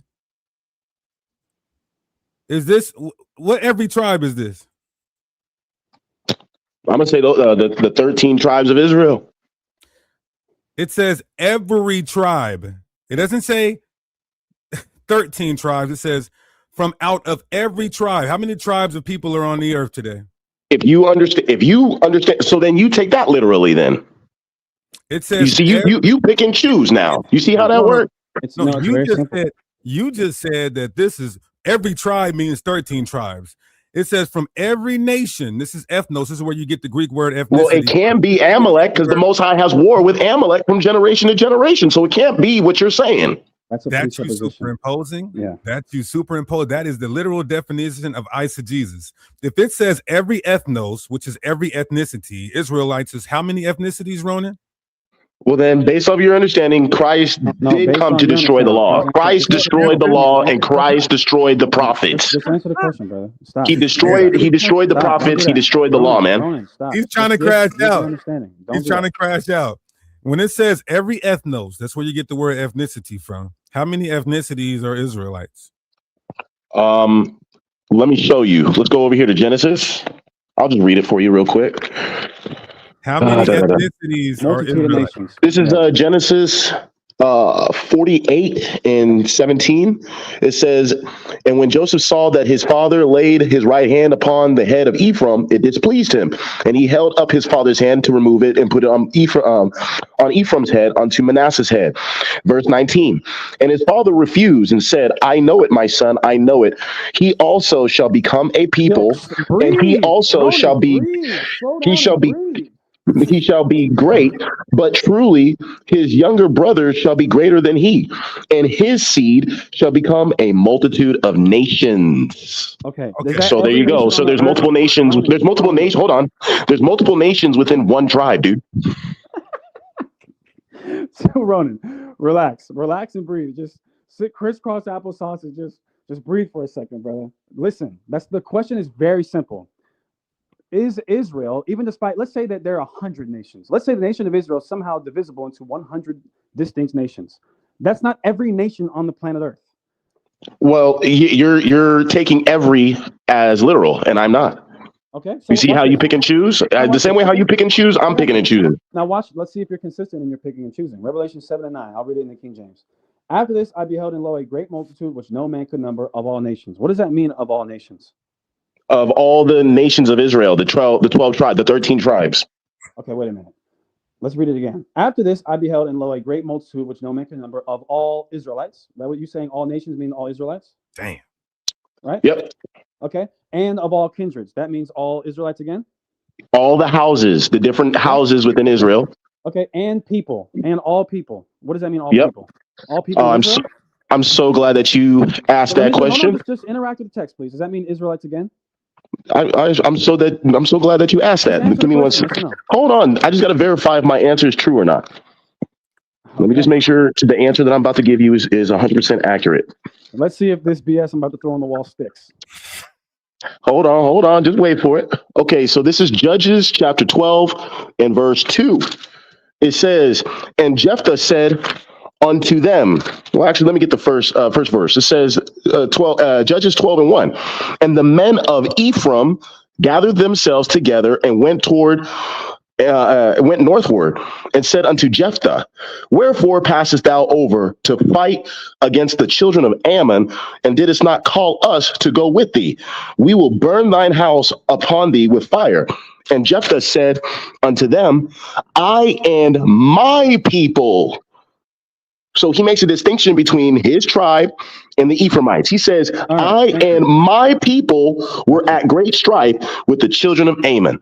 Gotcha. So there's proof text. There's already a proof text right there where it shows you that even within the nation of Israel, they didn't look at each other as the same people sometimes. So all peoples is talking about all the 12 tribes of Israel, 13 tribes. Nice try. Now watch this. Now let's, again, remember what I said, y'all? Let's see if he's picking and choosing, if he still does that and if it fits contextually. So now with his understanding, let's read how Ronan would read this text. And remember what he said. When it says of all nations, that means all the Israelites. When it says in kindreds, that means the Israelites. When it means people, that means the Israelites. And I would assume, based on that line of reasoning, when it says tongues, it would also mean the Israelites. So of course, because we were scattered. Okay, got you. So this is how Ronan reads Revelation 7 and 9. After this, I beheld and lo, a great multitude, which no man could number, of all Israelites and Israelites and Israelites and Israelites. Bro, that doesn't make any sense. That's not how I would read it. That's not how you would read it. I would read it. This is how I would read it. Hold on. Let me jump back in because you ran. So the word ethnos is where we get the word ethnicity. You said that Israelites are how many ethnicities? According to the Old Testament, do you believe in the law? It says a multitude of nations will come. Hold on. I asked you a question, sir. Do you believe in the law? What did you read? I read Genesis 48, where it says that Ephraim will become a multitude of Goyim. A multitude of people, a multitude of nations. Yes. Nations. But answer my question specifically, because this is why people look at us the way they look at us. Can you please just say it verbatim? Israelites are more than one ethnicity, which is more than one race. According to the text, they were divided into many nations. So how many races are Israel? How many races are Israel? There we go. Well, there's only one human race. I didn't ask you about the human race. No. It's the human species with multiple races. Stop. Bro, just go ahead and go to 2 Peter already. No. Stop. Answer the question. How many races? Okay. Someone from the tribe of Issachar is from the same race as someone from the tribe of Judah, right? And somebody from the tribe of Edom is from the same race. Okay, so there's one race. There's the human race. I didn't ask you. Oh, okay. So Revelation 7 and 9 is talking about from everyone from the human race? That's not what it said there. Wait a minute. The word kindred means race. Let me double check that. Let me see. Yeah. You're down, buddy. Can you prove that real quick? And can you pull it up? Yeah. And even if that were the case, that doesn't disprove what I'm saying. You said that the humans in general are one race. Yeah, it's the human race. Right. So when Revelation, but there's many ethnicities within the human race. Ronan, you're not listening, brother. You're not listening. When the Bible says in Revelation 7 and 9, in all kindreds, the Greek word phile, in the definition, it means race. If you're saying that means the human race, that means that these are people from every one of the human races. Wait, I thought. Hold on a second. I thought phile meant a tribe in the New Testament, all persons descending from one of the 12 patriarchs. Yeah, that's one definition, but that's not the only definition. If you continue reading, it tells you pretty clearly. Deacon, do you have it? Matter of fact, can you still Right hear my here. voice? I just Oh, my exited bad. the, I thought I was sharing it. okay. Look at what it says. Look at the, not the usage. Look at the actual definition. A race. Yeah. Kindred. You're done, buddy. Even if you go down or to clan, it says now why'd you say kindred and tribe? Why'd you cut that part out? Clan, kindred, and tribe. Why are you isolating now? That's eisegesis for you. Here's why, because it already told you in Revelation 7 and 9, it says, I saw a great multitude which no man can number of all nations and kindreds and people and tongues. So it's not. Hey, for the record, too, let me help you out, bro. I can't eisegete the definition. Eisegete. I know. I was joking, bro. Okay. Come on now. The point is that I have the Lytle and Scott on my shelf. James Strong is inferior to the Lytle and Scott, and the Lytle and Scott uses this word as race. All right. So it says every race, every tribe, every clan. Israelites are not every race, every tribe, every clan. Yeah. So I want to go back to where we started from, because I think Israelites who are of the One West persuasion need to hear. You still didn't prove anything with that passage, just to let you know. Okay. Yeah, we did, and I'll let the audience decide. Yeah, we'll let the audience decide. Okay, yeah. Perfect. Which is the majority of your audience now are Edomites and Gentiles now. So you're appealing to the greater audience, and now you're going to run up a bag. So I'm happy for you guys. Watch this. Put a 1 in the chat if you're a Gentile. Put a 1 in the chat if you're a non-Israelite Gentile, because he said most of our audience are Gentiles now. Wow. Put a 1 in the chat if you're a non-Israelite Gentile. Somebody help us out. 4 ones. Come on, bro. You got to stop like rage baiting and race baiting and dealing with the emotionalism. But the point is this, right? So when we go to Leviticus 19, because we got a lot of campers in here, you admitted earlier, maybe you can help them, Ronan, that it's against the law to not love a Gentile who is cleaving and worshiping your God, correct? I want to help some of these brothers out because they got a lot of hate in their heart. Well, how you understand it, it's false, because that means that the Canaanites that were there, that means that all the other nations that we were at war with in our Holy Land, that means that, like, can you just answer the direct questions? No. This is, it's so hard dealing with a One West Israelite. He didn't even listen. I didn't say enemies.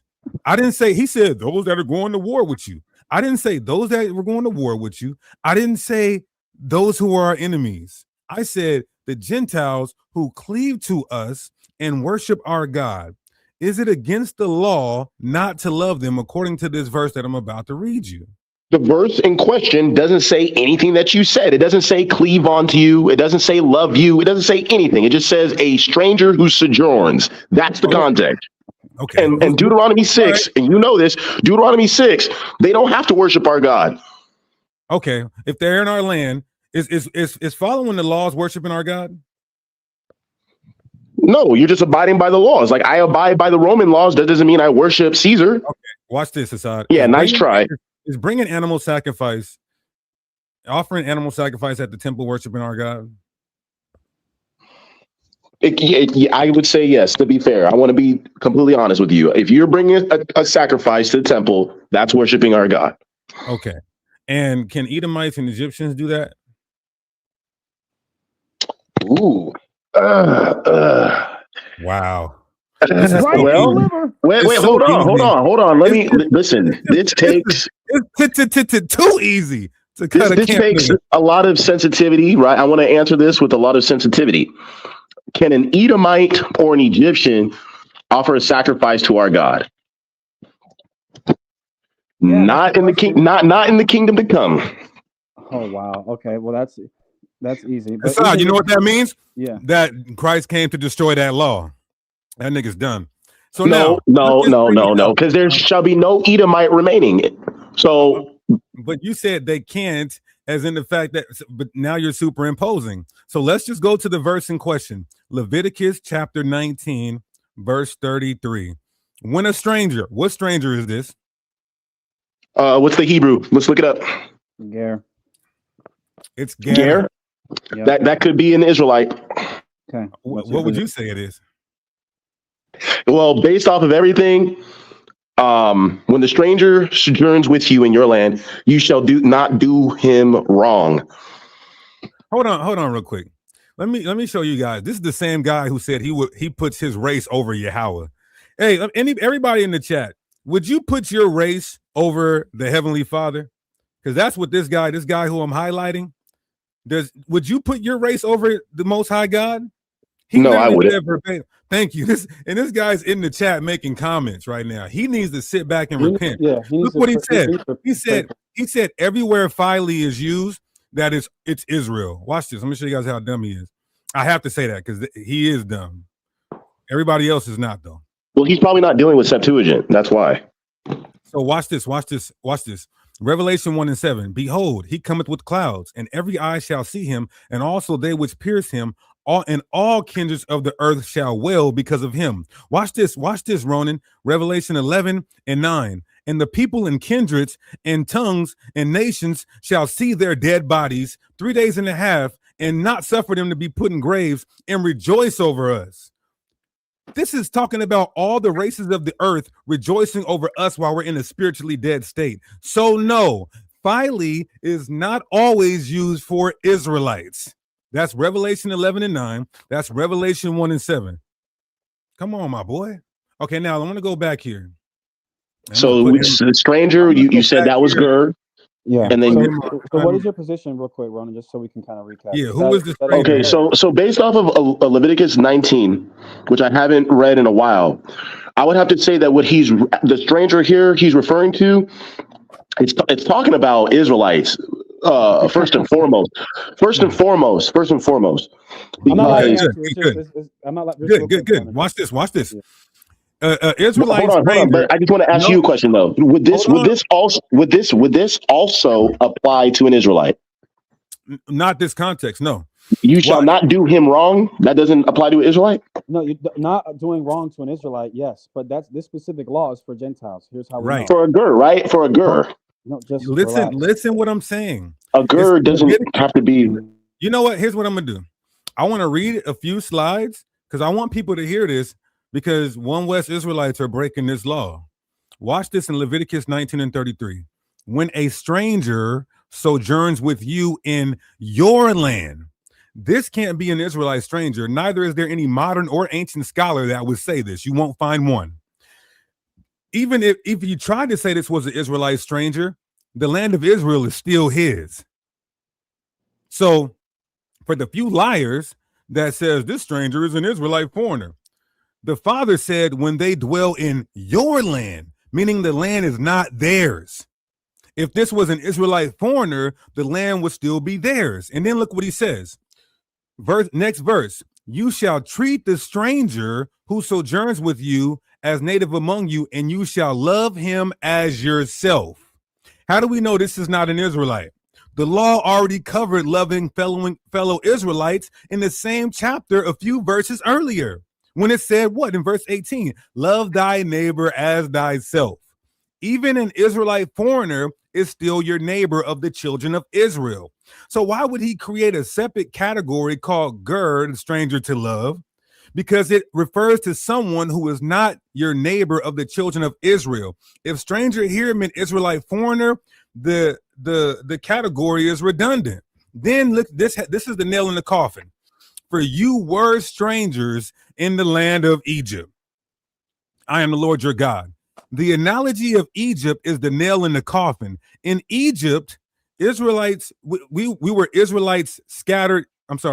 In Egypt, were Israelites scattered Egyptians coming home, or were they ethnic foreigners in foreign land under another nation? The analogy only works if the stranger in Israel parallels Israel in Egypt, a resident foreign minority. If you redefine it, the analogy breaks. That's very important. So what I want you to do, Ronan, is to see if you're going to be obedient and yield to God's law and say, yes, you have to love a stranger that sojourns amongst you and cleaves amongst you and worships your God, or are you going to try to say that this is an Israelite, which would break the Egyptian analogy and it being not their land?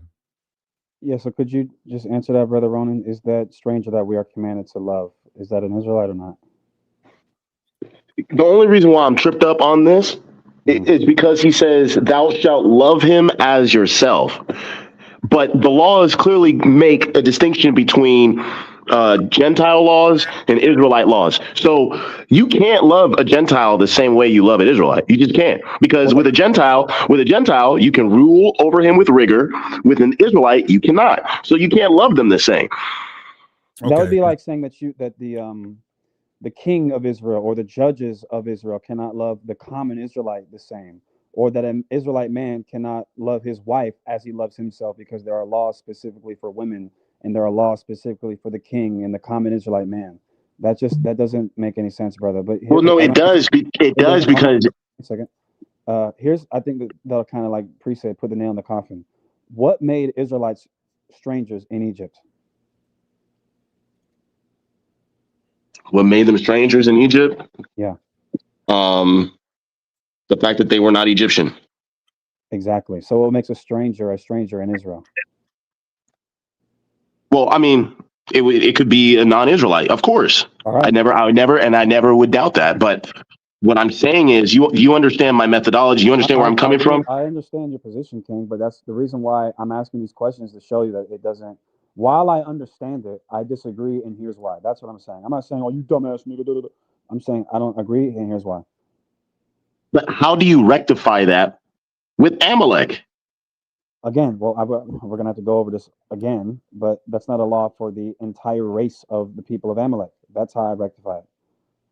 So then, because you said we were going to deal with Numbers 24, because how I look at it, and it says Amalek shall perish forever.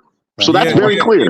Now, let me. We can deal with Numbers 24, but I just wanted the community, the One West community, because again, in 2,000 years, in 3,500 years, in 4,000 years, 3,500, excuse me, nobody has had the understanding of the Bible like One West has developed within the last 25 years, maybe 30 years. Because in 1996, REI, who the camps get the 12 tribe chart from, who created the Lashawan Kodash, he switched that Gentiles couldn't be saved in 1996. So all of the Israelites who are watching, the One West, who speak the Lashawan Kodash, who say Yahweh Shem Yahweh Shai, who have the 12 tribe chart, their foundation was teaching Gentile salvation up until 1996. And so this doctrine that everybody's a strange Israelite, a Dodge Chrysler is an Israelite, a frog is an Israelite, that's 30 years old. I got boots older than that. So my point is we have to come back to what the text is actually saying, and this is what it's saying. I want to bring out one more point, and then we can go to Numbers chapter 24. All right, and then I have a response for the gar, because I found a scripture here in Psalms concerning the gar. Yeah, but that's why I said contextually. Why would it give the analogy of Egypt? Well, the analogy of Egypt is basically he's saying that was not your home. You were not from Egypt. Therefore, you're a stranger there. But I could say the same, like we see it in the New Testament. I mean, not New Testament. We see it with the split of the northern and the southern kingdom. Yeah. A southern kingdom Israelite traveling to the north is a stranger to them. Do you have one commentary? Do you have one commentary, African, Asian, Persian, white, that would even say something as silly as what you just said? That it's comparing and contrasting Egypt, but it's not. This stranger isn't. Are Egyptians strangers to Israelites? They would be strangers to Israelites if they came to their land. My point in using that is not the Most High is using Egypt just to say that you were not from this place. He could have used any other, I'm sorry, I'm stumbling upon my words. Basically, what I'm trying to say is he's using Egypt just as a way to say that you were not from this place. Therefore, when you get into your land and you have anybody who comes back into their land, right? They're strangers there. Okay. Is Israel your home? Well, Israel is my home, but I'm outcast. I'm cast out, so I'm a stranger. Israel is your home, but you've never even been to Israel. Neither have I'm a stranger, right? So I would be a stranger. No. Here's the point. The point is the context lets you know. How are you guys strangers? Well, the same way that you were strangers amongst Egypt. You're in a foreign land amongst another race of people. How is a stranger amongst us? They're in a foreign land that's not their ancestral homeland amongst another race of people. It's very simple. Well, it's not that simple. Let me read this. This is Psalm 69:8. I am become a gar. I am become a stranger unto my brethren. I become a gar unto my brethren and an alien unto my mother's children. So here we see Israelites can be referred to as gar. So okay, watch this. Watch this. Were the Israelites strangers amongst other Israelites in Egypt? Well, I mean, of course. What? You didn't know. You don't know everybody in your nation. You don't know everybody in all the tribes. The same way how, like, bro, if I go to there's random Israelites listening right now. I don't know them. They're a stranger to me. I don't know if I call you a stranger. Well, we've had enough contact. We've had enough contact. Why aren't you supposed to, according to the law, why aren't you supposed to hate an Egyptian? But wait, hold on. Y'all didn't deal with Psalm 69:8. Yeah, we told listen. You're using the word. We're going to context. Context supersedes etymology. The fact that it says when the stranger comes to your land. All right, watch this. Let's go back here. In an Israelite foreigner, when he comes to the land, is it his land or is it not his land? Depends what allotment. Is he in the tribe of Asher's land? Is he in Zebulon? Where is he at? Okay. The land of Israel. Yeah. Well, I mean, the land of Israel belongs to him and his forefathers. All right. Okay. But he would be a gar. He can become a gar, like David has already said. He can become a gar to his own people. It's still his land, though. Yes or no? Correct. Okay, you're done then, because this says when a stranger sojourns in your land, juxtaposing that this land is not this stranger's, my boy. And then okay, I have an answer. I have a rebuttal for that. Go. It further elaborates why you shouldn't, that you were a stranger in the land of Egypt. This analogy is critical because in Egypt were Israelites scattered Egyptians coming home? No. Or were they ethnic foreigners in foreign land under another nation? Yes. Then the comparing and the contrast has to be likewise, or you redefine and break the analogy of why the Most High even uttered these words to Moses. Yeah. So I'm gonna ask you, why is it against the law to hate an Egyptian? Because when we went in there at first, they gave us provisions. They helped us when we first went in there. Okay, that's Deuteronomy 23:7. Thou shalt not abhor an Egyptian because thou was a stranger in his land. So you agree that it's against the law to hate an Egyptian? Yeah. So why do Israelites hate Egyptians? I mean, one West camps. Well, I mean, damn. Okay, hold on. Let's slow this down. So he says, thou shalt not. It says, thou shalt not. Hold on. It says, thou shalt not what? Abhor. Yeah. Oh, okay. Is there a distinction between abhor and hate? Yeah, it can be. Okay, let's just say abhor. Oh. Let's just say abhor. Why do one West camps abhor Egyptians if that's a law not to? Right. You cannot abhor them, but you can hate them. Okay. That's not a problem. Fine. I want to get to because we've been going for a while. So I think there's a couple things you wanted to go to number 24, and then there's one last thing I'd like to go to. So number 24. Yeah, number 24. Right. So basically, this goes back to the point, the war with Amalek. You guys keep saying Mahab. It doesn't mean complete extermination. I go to 1 Samuel to show you that the context is complete extermination. Now we're dealing with the eschaton, and we're dealing with the return of Messiah. And we're going to see what happens to the Amalekites when Messiah returns. Go ahead, read that. Hold on, let me pull it up. I'll pull it up. I got it. I'm gonna pull it up on the screen. I'm gonna read it, and then I would like to exegete it as I go, or how do you want to do this, Ron? You can go ahead and exegete it, but the scriptures are there. I understand. So you can't change it. No matter how much Gentile goyim witchcraft you do, it's not gonna work. Okay, wow. Well, watch this. That's okay, all right. Let's pull it up. You can read it from the screen. You can read it on the screen. Hey, watch this, everybody. Click clack. You know I'm certain. Click clack. Jake. Click clack. Let me show you, Ron. I'm surgical with this. How you want a dog? Numbers 24 and 17. Now watch this. It says, I shall see him, but not now. I shall behold him, but not nigh. There shall come a star out of Jacob, and a scepter shall rise out of Israel. Who is this? This is the Messiah. there's something extremely important to establish off the dribble. Clearly, this is poetic in its nature. Is Jesus Christ literally a scepter? Is Jesus Christ literally a star? No, this is poetic language. Why do I bring that up? Well, we're going to see later. It says, and the scepter shall rise out of Israel and shall smite the corners of Moab and destroy all the children of Seth. Now, wait, Hassad, hold on. Yep. How come he's not giving them salvation? The general people of Moab, the same reason why is he giving the general people of Israel salvation? I mean, I don't see the general anything. Okay, I got you. So here's how we know it's general, because it then goes on to say, destroy all the children of Sheth. Who's Sheth and who are his children? You're going to say all of humanity. No. What are you done, buddy. You're done. Well, hold on, Sheth. They don't really know what that word. Because I looked into that word. Listen, I looked into that word. Some understand that to be Seth, but Sheth could actually be a nation of people. It's not clear. Who? Some things are just not clear. Okay, so you're not even clear on this verse in its totality, yet you're going to use it as a talking point. Well, how about this? Enlighten me. Enlighten me, enlightened one. Okay. So what does Sheth mean? What does it mean in the Hebrew? I'll stop all the little lawyer and jabbing stuff. I'll be honest with you. Okay. Sheth is Seth. We all come from Seth.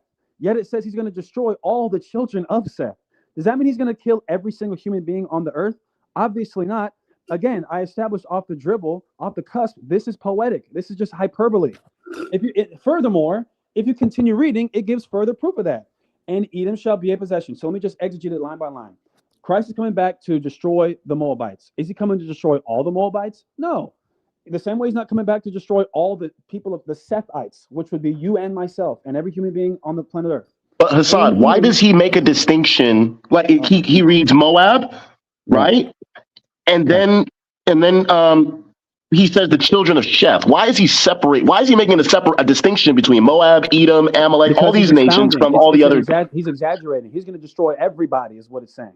But why is he singling out? Why does the Most High single out certain nations? Okay, Edom, because he's talking about specifically the top enemies of the people of Israel. That's why he says Edom. Okay. Yeah, you agree. So let's keep going. It says he shall smite the corners of Moab. What does that mean? The corners too. This is how you know it's not literal. Does Moab? Yeah, I understand that. But see, you see how that's written though? That's clear as day. It says the corners. I'm trying to now, Ronan. You have to at least extend this to me. I'm not running from nothing you're bringing up. I'm trying to on hand, like 10 toes down, address everything. So just allow me. Somebody needs to come on here and help Ronan though. You guys just let him get done like this whole Nobody's getting done, bro. Nobody. You haven't landed not one punch yet. It's okay, Ronan. Don't worry about it. And Edom also shall be a possession. Seir also shall be a possession for his enemies. Or in the NLT, it'll say Edom will be taken over and Seir, its enemy, will be conquered. I don't deny we're going to go to war with Edom and those people are going to be conquered. Don't deny it. Now, is it in the general sense? No, just like with Seth, it's not. Let's continue going. And Israel shall do valiantly. Out of Jacob shall come he that shall have dominion and shall destroy him that remaineth out of the city. The individuals in our city, it appears to be they're going to get destroyed as well. Now, I told you later on, this context will let you know that it's poetic in nature. There's all type of hyperbole, and that if we're going to use your understanding line by line, it's going to collapse on itself. Watch this. Now we'll get to Amalek. And when he looked on Amalek, he took up his parable and said, Amalek was the first of the nations, meaning the greatest, most powerful nation. But his latter end shall be that he perish forever. Now, does this mean that every single Amalekite is going to be utterly annihilated? Well, it can't be. One, for a few reasons. One, because if we're going to take the understanding, then the entire rest of the Bible is not going to be cohesive, because we see, again, in the New Testament, pos anthropos, all human beings. Christ uses the same language in John 12. All human beings will he draw to himself. Isaiah 56, the stranger will be able to come and serve him. The sons of the stranger, and it gives no discrepancies as to which one it is. Number one. Number two. Hassan, you made a point. Let me address the first point. I'm about to land my plane, bro. No, you made points. I want to address them as you make them. You said that he shall cause all men to come towards him. That's not true.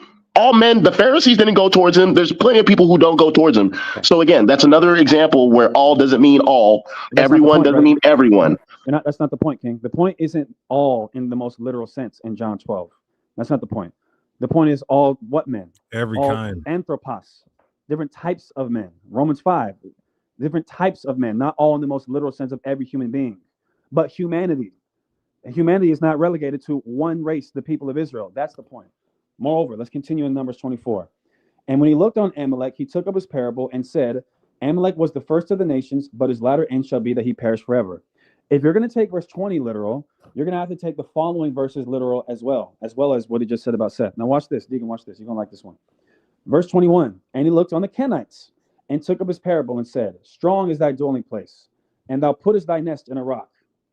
Nevertheless, the Kenite shall be wasted until Asher shall carry thee away captive. Now watch this. And when he took up his parable, here's the point, verse 23. And he took up his parable and said, alas, who shall live when God does this? And ships shall come from the coast of Chittim, and shall afflict Asher, and shall afflict Eber. Who's Eber? Wow. Yeah, that would be us. That would be our all the children of Eber. That would be the Ishmaelites, the Edomites, a bunch of people. That means every single. So does that mean every single descendant of Eber? Not the Israelites. Not the Israelites. So okay, so not the, so. First of all, it doesn't say that. Notice. Remember when you kept trying to say, "Well, it doesn't say that. It doesn't say." Well, it doesn't say except for the Israelites. Number one.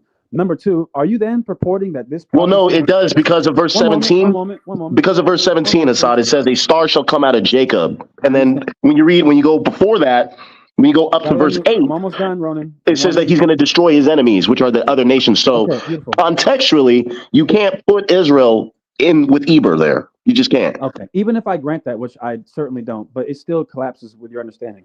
When it says he shall afflict Eber, does that mean every single Eberites, I mean every single Hebrew? You understand? That's where you get Hebrew, right?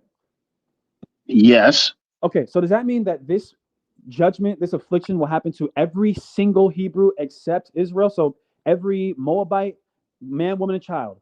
Yes, bro. That's what we've been trying to tell you. Yes, they're all going into slavery. Every last one of them. It says you're not even listening. You forget what you even believe. And ships shall come from the coast of Chittim. What are these ships coming from the coast of Chittim? Those are our ships. What? Where? Prove that. Bro, I can go through Isaiah. What is ships. Chittim? Matter of fact, what is Chittim? Chittim is Greece, bro. Okay. Why does it say ships shall come from Greece if it's talking about us? Because we're scattered across the whole world, bro. So why did he say Greece and not the whole world? Because we're going to have ships that come from there. That's all he's talking about, the ships. Why Greece if it's the whole world, Ronan?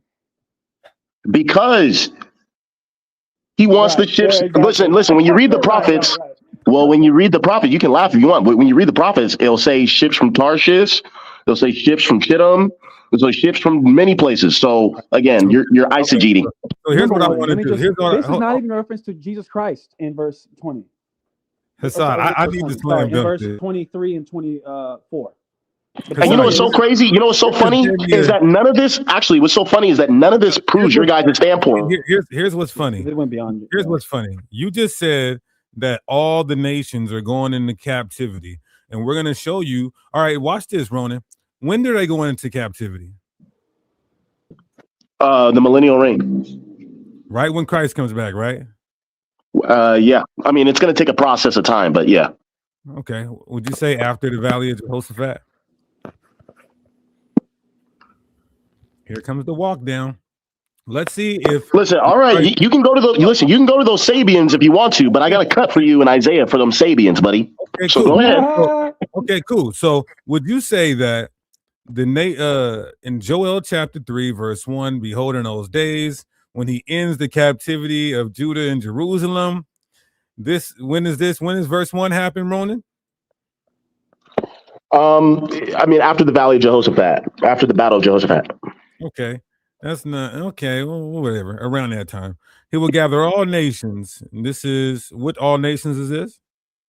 I mean, that's everybody. I mean, Israelites included, and the heathen, because he said he's going to divide the nations. He's going to separate the nations. So, but this is the Valley of Jehoshaphat. This is a war. Oh zone. No, that's the battle. That's the battle. So he's gathering all nations to battle. Sorry. Okay. Good. Does that mean every individual? Does that mean every individual from all nations? Obviously not babies, bro. Oh, okay. So right there doesn't mean okay. So all nations right here doesn't. Okay, cool. I've always said that all doesn't mean all. Everyone doesn't mean everyone. So okay, that's cool. Watch the wedding cake. Watch the wedding cake. And watch me take this knife and cut that wedding cake. Give a boy for an harlot and sold a girl for wine that they might drink. Now, what have you to do with me, O Tyree and Zidon? When is the Lord going to recompense these Canaanites here? Contextually, this is after the Valley of Jehoshaphat, correct? Correct. So this is during the millennial reign. Correct. Okay. Because you have taken my silver and my gold, the children of Judah and Grecians. So then he says that he's going to sell your sons and your daughters into the hands of Judah. Who are these Judites here? Israelites, I mean, the tribe of Judah. And they shall sell them to the Sabians. Who are these Sabians here? Hamites, I believe. A Gentile nation. Okay. Are they in slavery? Yes. So wait. So the people of Judah are taking some Canaanites, slaves, and selling them to another people who are in slavery? Isaiah 45. Yeah, he's gonna go pull that up. Watch him try to go to Go. Just go ahead and pull up a tab. All you got to do is just pull up a tab. I got an answer for you. I'm going to pull it up, but I just want people to hear this. So some people are going to be in slavery, and then they're going to be able to buy people who are in slavery, but they're still enslaved?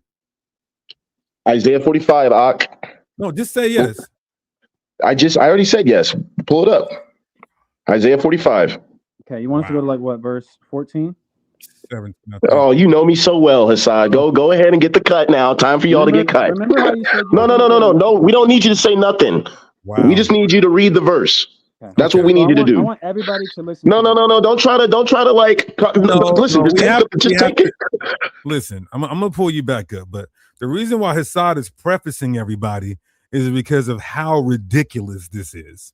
So I want you to read it and exegete it and tell me how this has anything to do with eschatology, because this was fulfilled with Cyrus. So go ahead.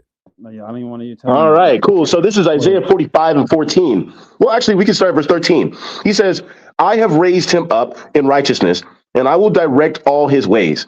He shall build my city, and he shall let go my captives, not for price nor reward, saith the Lord of hosts. Thus saith the Lord, the labor of Egypt and merchandise of Ethiopia and of the Sabians, men of stature, shall come over unto thee, and they shall be thine. They shall come after thee in chains. They shall come over. Does that seem like they're not in slavery? No, they are in slavery. It says, and they shall fall down unto thee. They shall make supplication unto thee, saying, surely God is in thee, and there is none else. There is no God. So for the audience, I just showed you text right there. Okay. Sabians in chains. Okay. Now, this could hey, let's play soccer with it, Deacon. Let's play soccer with it. Which one do you want me to do it, or do you want to do it? Either one. Go ahead, man. Okay. Go ahead. So Ronan, you mysteriously didn't read or exegete verse 13. I'll read it again. Isaiah 45 and 13. I have raised him up in righteousness. Who's that? Oh, the him there is Israel. Okay. I have raised Israel up in righteousness. I will direct all his ways. Israel shall build my city, and Israel shall let go my captives. What does that mean? Hold on, let me see. It says, I have raised him up, Israel, and I will direct all his ways, Israel. Israel shall build my city, and he shall let go my captives, not for price nor reward. Okay, yeah. Wait, hold on. It might be Cyrus, because he does talk about Cyrus in verse 1. I know, I just said that. So let me keep going. Because I'm looking at verse 11. Thus saith the Lord, the Holy One of Israel and his Maker. Ask me of things to come concerning my sons and concerning the work of my hands. Command ye me. I have made the earth and created man upon it. Even my hands have stretched out the heavens, and all their host have I commanded. I have raised him up in righteousness. So you're saying that so Cyrus was raised in righteousness? Yes, that's why. So Cyrus was observing Torah. Ronan, let's just read verse 1, bro. Come on. Let's just read verse 1. Yes, in God's righteousness, he raised up Cyrus. That's all it's saying. Let me read it. Wow, that's wild. Okay. Just listen. All right, look, we're gonna see if you're gonna yield to the Bible or not, bro. I'm telling you, there isn't one person. I don't even think the camps would agree with you on this. This is what the Lord says to Cyrus. Is Cyrus You know what? There's a stupid nigga in the chat that'll probably say Cyrus is Let's relax. Cyrus means Israel. But the Lord says to Cyrus, his anointed one, whose right hand he will empower. Before him, mighty kings will be paralyzed with fear. Their fortress gates will be opened, never to shut again. This is what the Lord says. I will go before you, Cyrus, and level the mountains. I will smash down gates of bronze and cut through the bars of iron. And I will give you treasures hidden in darkness, secret riches. I will do this so you may know that I am the Lord, the God of Israel, the one who calls you by name. He called Cyrus by name 140 years before he even existed. And why have I called you for this work? Why did I call you by name when you did not know me? It is for the sake of Jacob, my servant, Israel, my chosen. I am the Lord. There is no other God. I have equipped you, Cyrus, for battle, though you don't even know me. So all the world from east to west will know there is no other God. The Persians were the whipping stick, God's whipping stick to the Levant. I am the Lord and there is no other. I create the light and make darkness. I send good times and bad times. I, the Lord, I'm the one who does all these things. Open up, O heavens, and pour out your righteousness. Let the earth open wide so salvation and righteousness can sprout up together. I, the Lord, created them. I got a question for you, priest. Is God done talking to Cyrus, or is he still talking to Cyrus? God is still talking to Cyrus. Interesting. Okay. What sorrow awaits those who argue with their creator? Does a clay pot argue with its maker? Does the clay dispute with one who shapes it, saying, stop, you're doing it wrong? Does the pot exclaim, how clumsy can you be? How terrible it would be if a newborn baby said to its father, why was I born? Or if it said to its mother, why did you make me this way? This is what the Lord says, the Holy One of Israel and your creator. Do you question what I do for my children? Do you give me orders about the work of my hands? I am the Lord, the one who made the earth and created people to live on it. With my hands, I stretched out the heavens. All the stars are at my command. I will raise up Cyrus to fulfill my righteous purpose, and I will guide his actions. He will restore my city and free my captive people without seeking reward. I, the Lord of heaven armies, have spoken it. Whoa. What translation is this? This is the NLT, but we can go to because I don't see Cyrus. I don't see none of that in my scriptures in the Hebrew. Ronan, just let's make this very simple. You agree in verse 1, God is speaking to Cyrus? Of course. Okay. When does he stop speaking to Cyrus? He stopped speaking to Cyrus.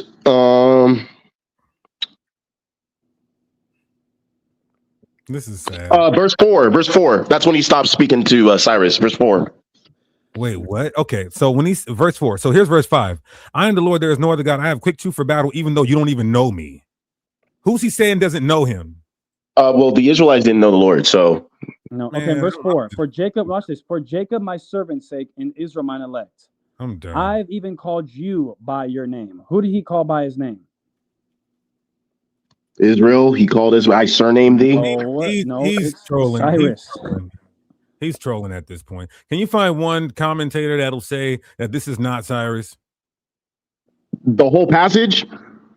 The whole thing is about 14 is about Cyrus. Hell no. I can find many scholars that say the whole passage about verse 45. Do it right now. Do it right now, please.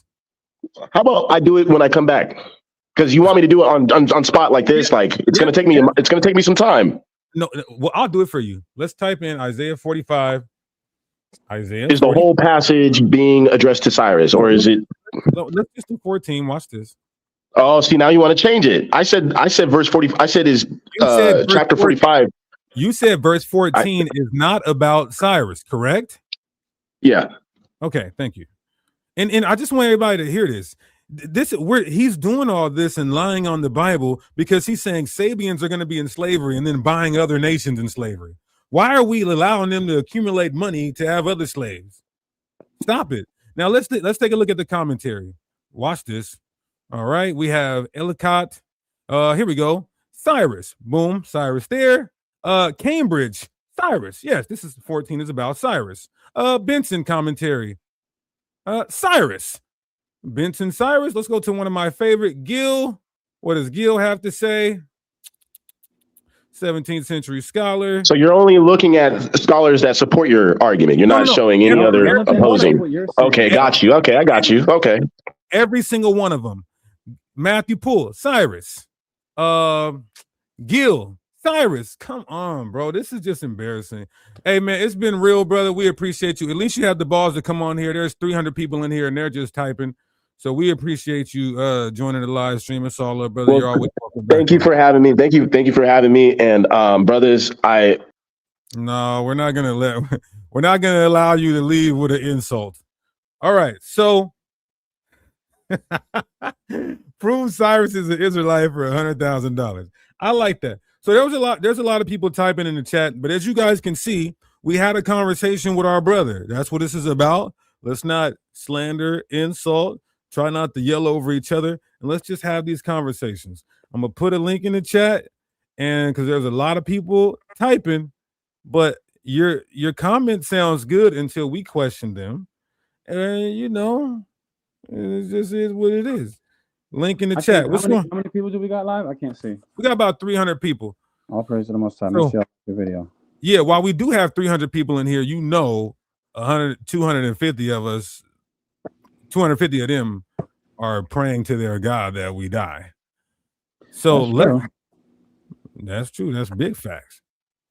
But I'm telling them to just keep the commandments, my boy. Okay, I want to go back here since we got these 300 people who are mostly One West. I want you guys to take a look. I want to always remind you guys of something. Your foundation is built on Gentile salvation. And if you say your foundation was wrong, then you have to start undoing and unearthing, you know, a lot of stuff. So since we got them here, let's type this in. Let's start that. All right. So One West.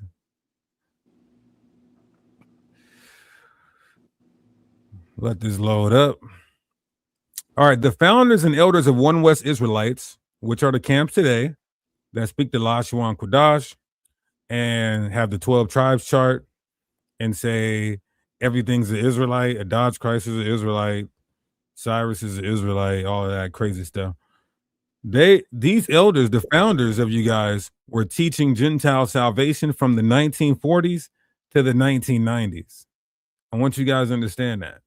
From the 1940s to the 1990s. Listen close. My bad. It's all good. I don't want you guys to get emotional. Listen close. Okay, we got somebody online. TT, what's going on, TT? Are you? Hey, how you doing, man? Huh? Hey, how you doing, man? How you guys doing? Not too bad. What's going on? So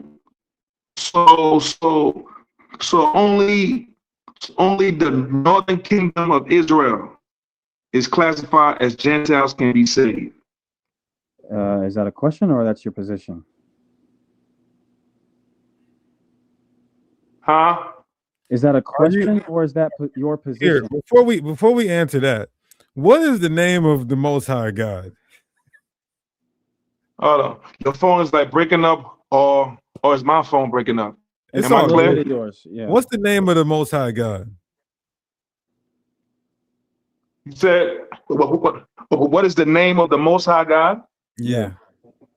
The verse says, we won't know until we get into the kingdom. And he has a name. He has a crown that. How do you say peace in Hebrew? That might be the new one. That's the new one. Hey, TT, how do you say peace in Hebrew? I'll tell you. Shalom. Yeah, his. That's how we're gonna be able to identify if they're One West. Okay, he's back. Okay, mic check. You good, brother? Yeah, hello? Yeah, can you hear us? Yeah. Okay, so you said we don't know the creator's name. Okay, so is your position that only Israelites can receive salvation? The Gentiles that can be saved are the northern kingdom of Israel. Okay, so your position is only Israelites can receive salvation, right? Yes, only the Israelites Okay. will see. Yes, everybody else in heaven, which is a rulership of the planet Earth. It means the Israelites will rule the planet. Everybody else will be their slaves. Okay. So let's. Can you got your Bible in front of you? Huh? Do you have your Bible in front of you? Yeah. Damn, man, it's really messed up. I really want to. Can you still hear me? It's kind of messed up for you. I don't know if you're on Wi-Fi, get off Wi-Fi. If you're not on Wi-Fi, get on Wi-Fi.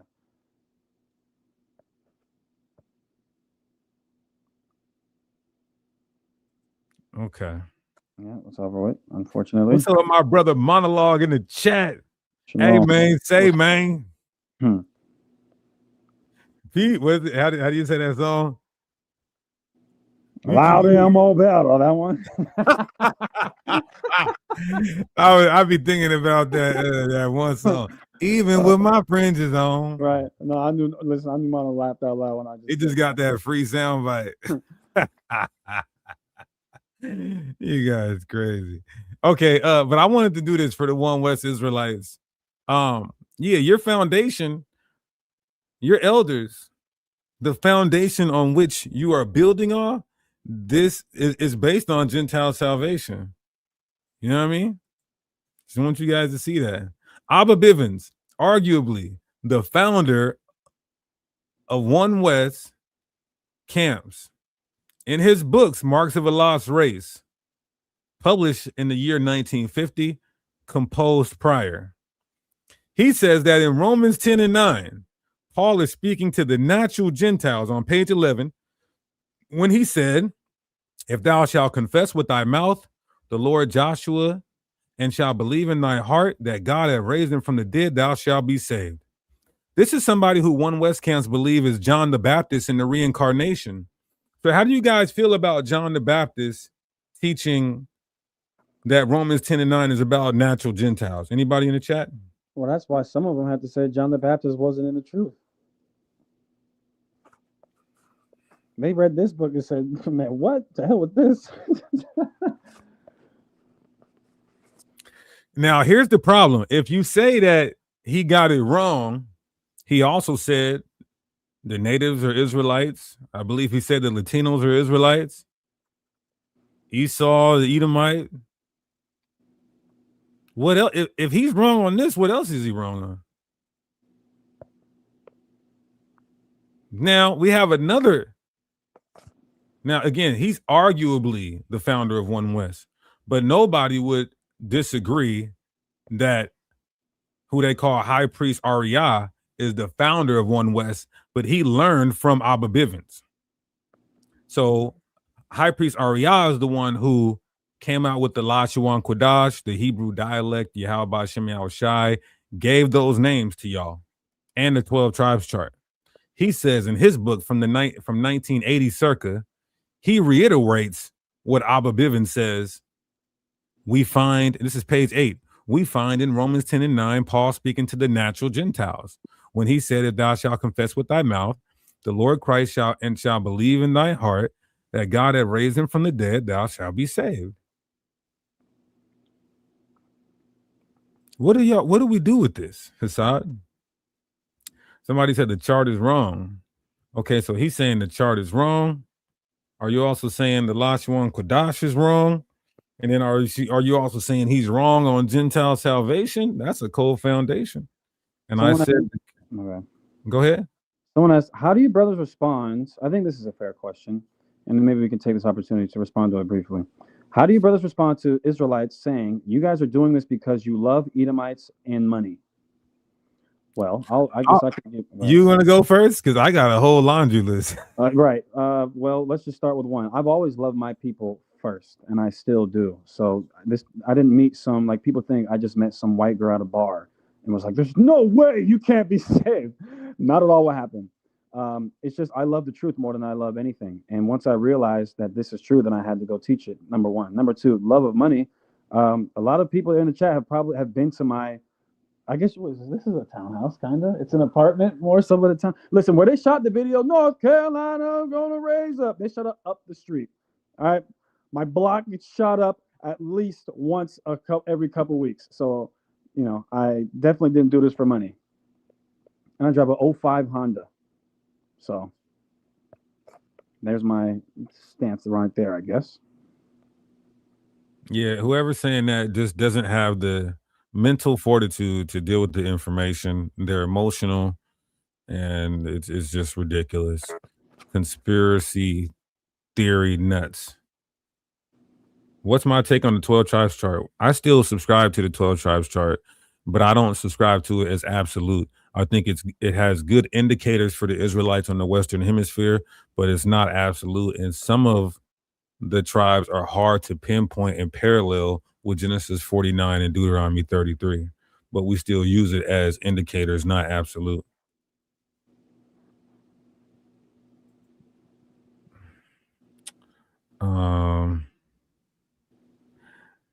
Oh, is Assad still going to debate God logic? I haven't heard back anything from them in a while, but I'm still open to it 100%, and I'd love to go to New York to do so. But I think right now, or at least back then, a few months ago, we were discussing like, well, what topics are we going to discuss? You know, because we agree Gentiles can be saved.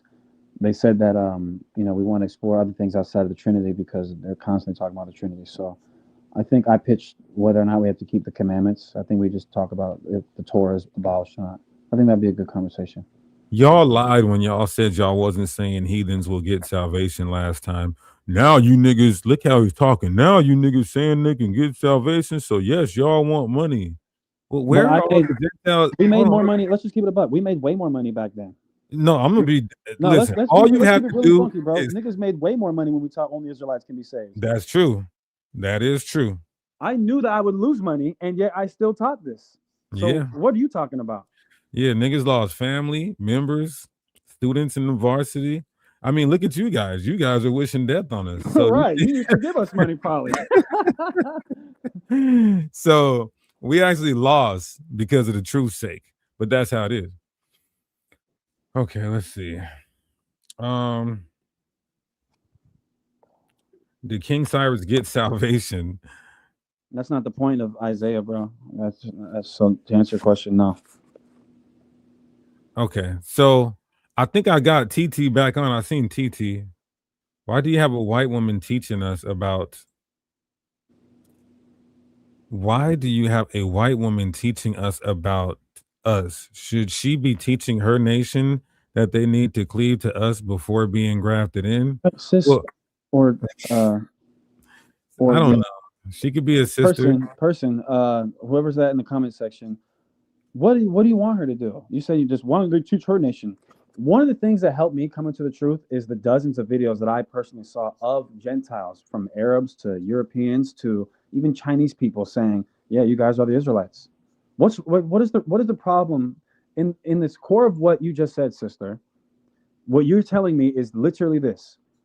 Why is that white woman up there telling the truth? That's what you're saying. Why is she over there telling the truth? What, do you want her to lie? You know what's crazy? E40 just liked that video of her too. Right. Deacon trying to save his friend's mother. Notice how one, let's not even, whatever, like, let's let the comment be. Moderators, don't block them unless it just gets, if they're doing nothing but spamming, then just block them. And all they're going to do is create another channel. So, sister, this isn't for those of us who know the truth. The video she did got 105,000 views. The other video she did got 92,000 views. Celebrities and just our people in general are flocking to the video, and it's unfortunate. And I did that methodically by design because I knew our people would hear it from the Gentile before they hear it from us. And it's working. So be mad at God. And Matt, that's what I was just gonna say. E40 liked the video I was saying in my head. Imagine all the Hebrews going dumb, dancing on top of chariots and turning tight ones. Okay, let's see if it works. All right, TT, you good? Mic check. Yeah. Can we get a different name other than TT? You remind me of my auntie. It's like your microphone is like, you know what I'm saying? It's like, I don't know. It's not as, I don't know if it's mine or yours. We hear you good now. Can you hear us?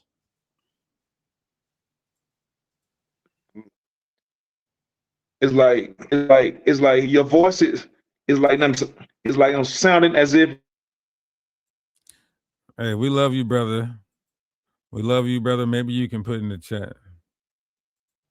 Sound like Israel's jealous to me, and that's exactly what the Most High said was going to do with Israel, make her jealous with a strange people. Yep. Yikes. Blindness in part has happened to Israel until the fullness of the Gentiles be come in. Why did the Most High punish? Okay, this is a good one. So, again, we'll go for a little longer. Mm-hmm. Mind you guys, we only had, 2 people click this link in 2 hours out of over 300. You guys know what time it is. But we'll answer some questions from the comments. Why did the Most High punish every single Israelite, but not every heathen? For one, every single Israelite didn't get punished. Jeremiah didn't go into captivity. Not every single Israelite. Did Mansa Musa get punished? He's the richest nigga ever. Mansa Musa, that's crazy. And for 2, the Most High punishes the Israelites more so because we are the covenantal people. You understand? So we are held to a higher standard.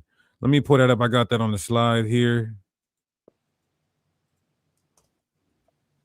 Every question we have on this presentation, y'all thought the first one, I'm talking about full proof. Let's see. Let's go to,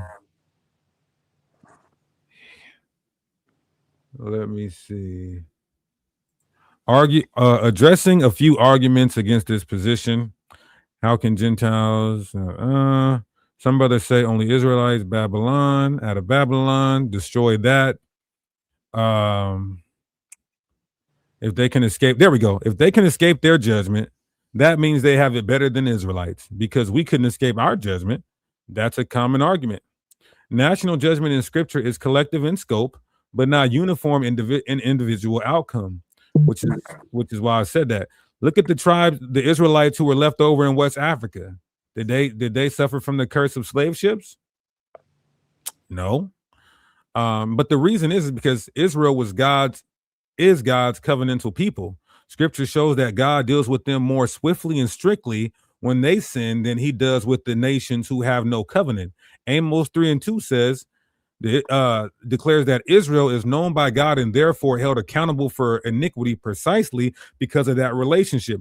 In Matthew 11:21-24, the Messiah contrasts Israel's rejection of his message with the response of cities like Tyre, Zidon, and Sodom, saying it will be more tolerable for those Gentile cities on the day of judgment because they were not given the same revelation and covenant responsibilities.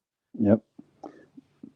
It'd be like if let's say your children have friends over and they go and they sneak out and you catch them. Who are you going to be more upset with, your son or your daughter, or the friends of your sons and daughters? Obviously your son and your daughter. Why? Because they're in your house and they know better.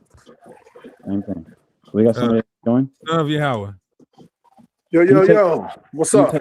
Can you take the comment down? I can't see the okay. Yeah, what's going on, brother? Can you hear me? Yes, sir. Do you believe Gentiles, non-Israelites, can be saved? No, I don't. All right. Can I read you a passage? No. I just want to say I just want to say something. Hold on. No. If you're gonna come on here, you gotta answer some questions, brother. Hold on. Before I answer any questions or anything like that, I just want to hold on. We know what you're gonna do. Hakai. We know what you're gonna do. You're gonna try to do a hit and run. You're gonna try to do a hit and run. We're not gonna allow you to do a hit and run today. So wait a minute. You talking about a hit and run? Yeah. Ain't nobody gonna do no hit and run. Okay, good. So before you make your statement, you said you make a statement or a question? I just want to make a little statement real quick. A statement. Okay, before you make your statement, I see that you use the word Yahweh. How do you feel about the person who made up that name teaching Gentile salvation? I don't care. That's how I feel.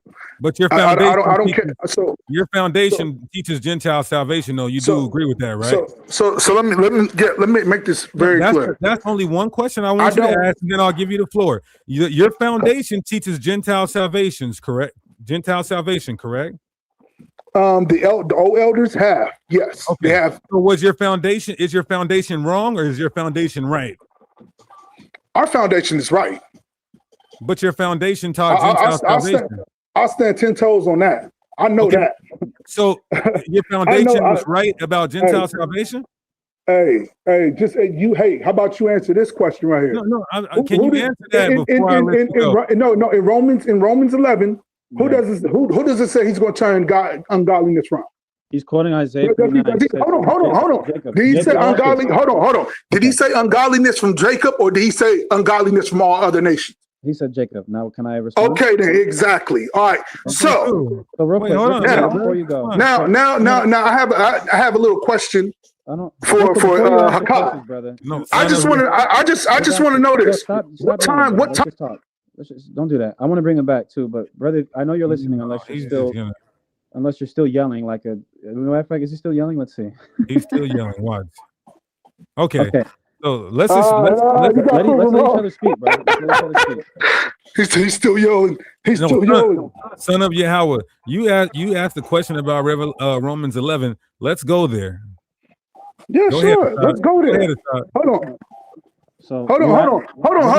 I thought I was going to be able to have the floor. Just for a second. Brother? What's your name so I can address you? My name is Son of Yahweh. Okay. All right, son. So, son, how would you like to go about this? Can I ask you some questions and you ask me some questions, son? He brought up Romans 11, so let's go there. Okay. All right. So in Romans 11, in verse 13, it says, "For I speak to you Gentiles, inasmuch as I'm the apostle." Hold on, brother. Where's the scriptures at? Oh, okay. Romans. Pull it up in the KJV. I don't see it. All I see is Romans, the founders and elders of One West. Oh, okay. All right. I'll pull it up on the screen. Pull it up on the screen. Yeah. Come on. Let's do this thing decently and in order. Come on, brothers. Okay. But while he's getting that, how many races? Go ahead. How many races is the nation of Israel? Is it one race or a bunch of different races? You said the race of Israel? Yes. Is Israel one race or like 50? No, Israel's not just one race. Okay, Israel's not one race. You got to recognize that they've been scattered all four corners of the earth. Okay. Did their race change when they were scattered to the four corners of the earth? In some cases, it did. Oh my God. Okay, that's all right. That's all right. The audience can see it. All right, so let's just read No. So hold on. What do you believe, Mr. Deacon Hakah? Just keep going. You're dealing with his side. I can't deal with the stupidity. Go ahead. Romans 11. Don't worry about it. Don't worry about it, son. Don't worry about it. Romans 11 and verse 14. So he said, "I speak to Gentiles so that I can magnify my office, if by any means I may provoke to emulation them which are my." Oh, he ran. He's gone? Yeah. Oh. Unfortunate. If their race changed, they're not Israelites, bro. This is One West camps, bro. I pray for you guys, and I hope y'all are praying for me, but I definitely am praying for y'all. Let's see. Do Gentiles have to believe in Christ if they want salvation? Yeah, you don't have to do anything, but but technically, but if you want to get saved, like Priest said, you have to, yes. Where were we at, bro? That was about to get bad. So imagine you move to Australia and your race changes. Sir, what is it? You're checking the box for a race. Let me call HR. Hey, human resources. I used to live in Seattle, but now I live in Temecula. So what do I put down for race? They're gonna say just put the application down, maybe try somewhere else. Maybe, you know what I mean? Maybe the psych ward will accept you. Look at this. Instead of dealing with the Bible, he wants to ask, when are we going to allow heathens in your camp? Well, maybe when you join our camp, that's when there'll be heathens in our camp. Because I bet if you took a DNA test, you're the R marker, heathen. It's all good. I think we've proven our. Is there anybody else in the back chat? Hell no. You know, ain't nobody coming up here. I mean, like, again, shout out to Ronan. He's the only one silly enough to come up here. But let's see. Jeremiah that's a good 25 point. says all nations have to drink the cup. Y'all say Gentiles don't have to. No, Israel had to drink the cup. Watch this. Here's how you're busted, my brother. In Jeremiah 25, around verse 20 something, or like verse 17, it says, my chosen people had to drink the cup. What makes you think that you won't have to drink the cup? Every Israelite had to drink of the cup too. Does that mean every Israelite is exempt from receiving salvation? No. So even if I were to grant that every nation drinking the cup even was extended to every individual, which it's not, that wouldn't deflect from them being able to get salvation. But the point is, as we established earlier, when God gives these judgments, oftentimes and most times, and specifically with the time you're quoting, it's in general. In general, he's judging these people. Just like in general, do we forget that most of Israel is not going to get salvation? He's judging the people of Israel generally. 2/3, upwards of 70% of us are not going to make it. But that doesn't mean that the 30% or the 33% are not going to. All right, we got one person. Hey, are you a good guy or a bad guy? Oh, I'm a good guy. All right. Do you believe all nations can be saved or no? Yes, sure, of course. For slavery. Right. What are you saying? For slavery? Is that what you're gonna say?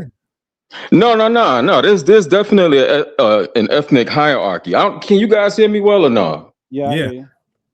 Okay, because I was worried about my sound. So, but yeah, there's definitely a ethnic hierarchy.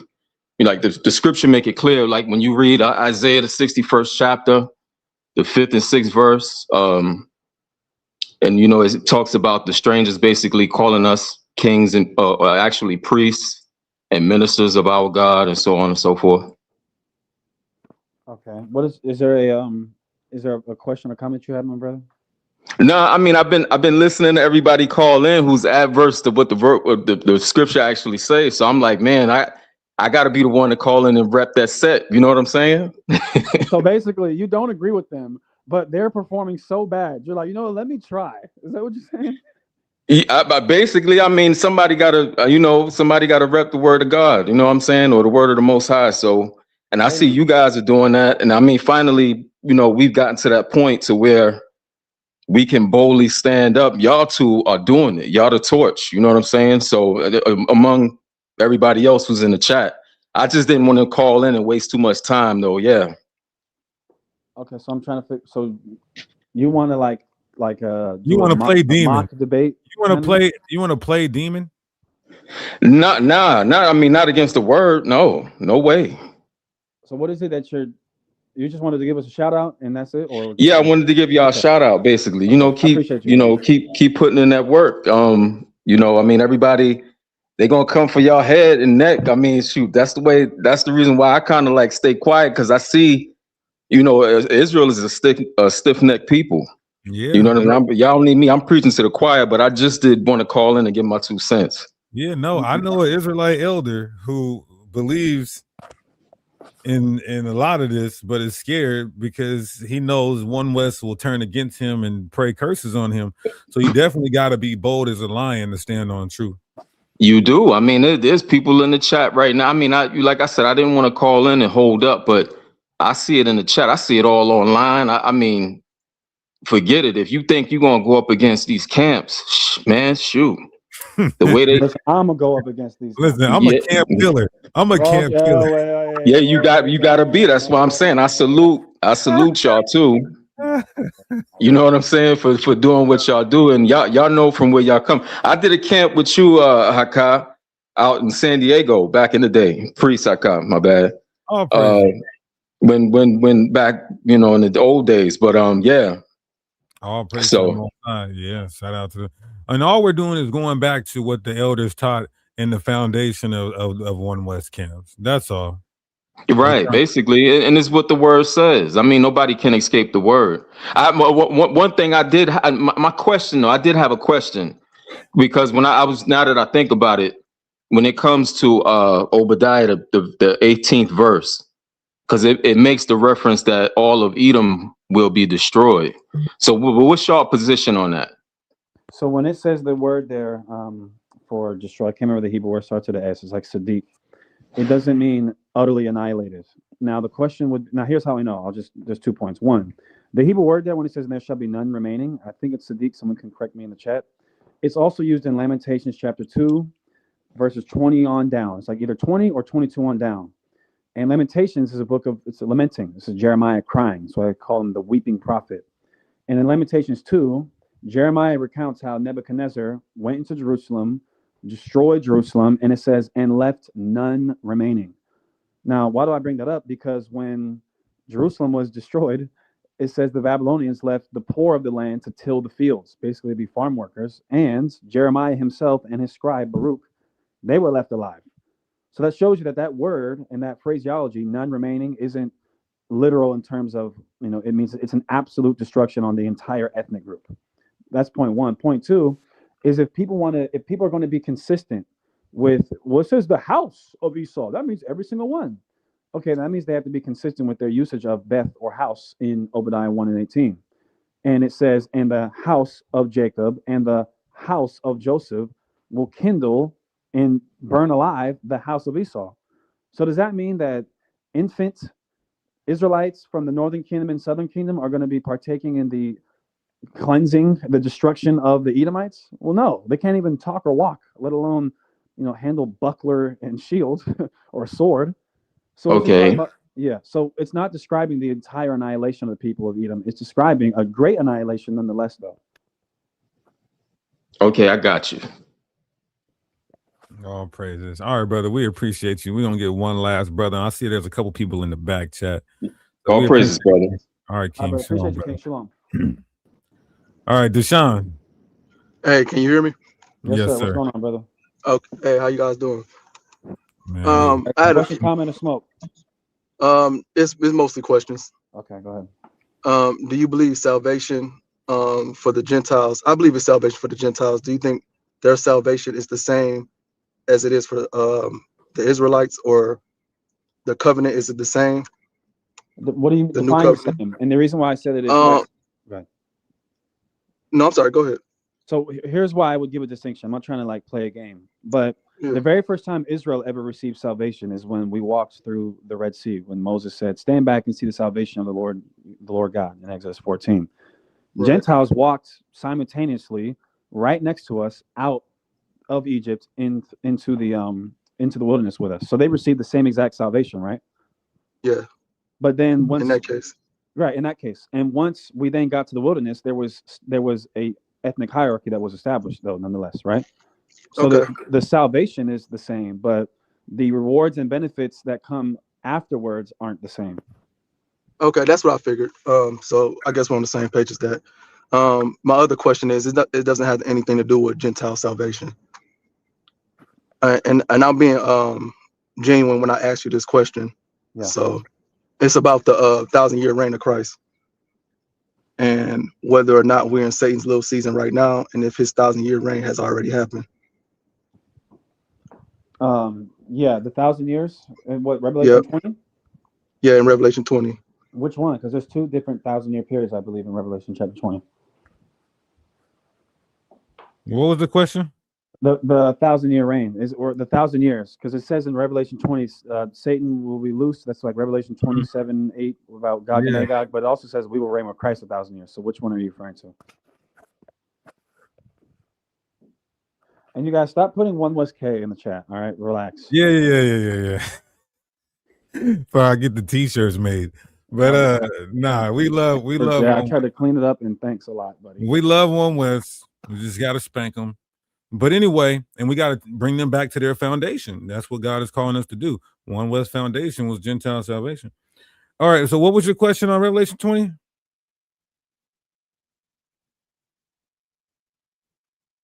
Deshaun?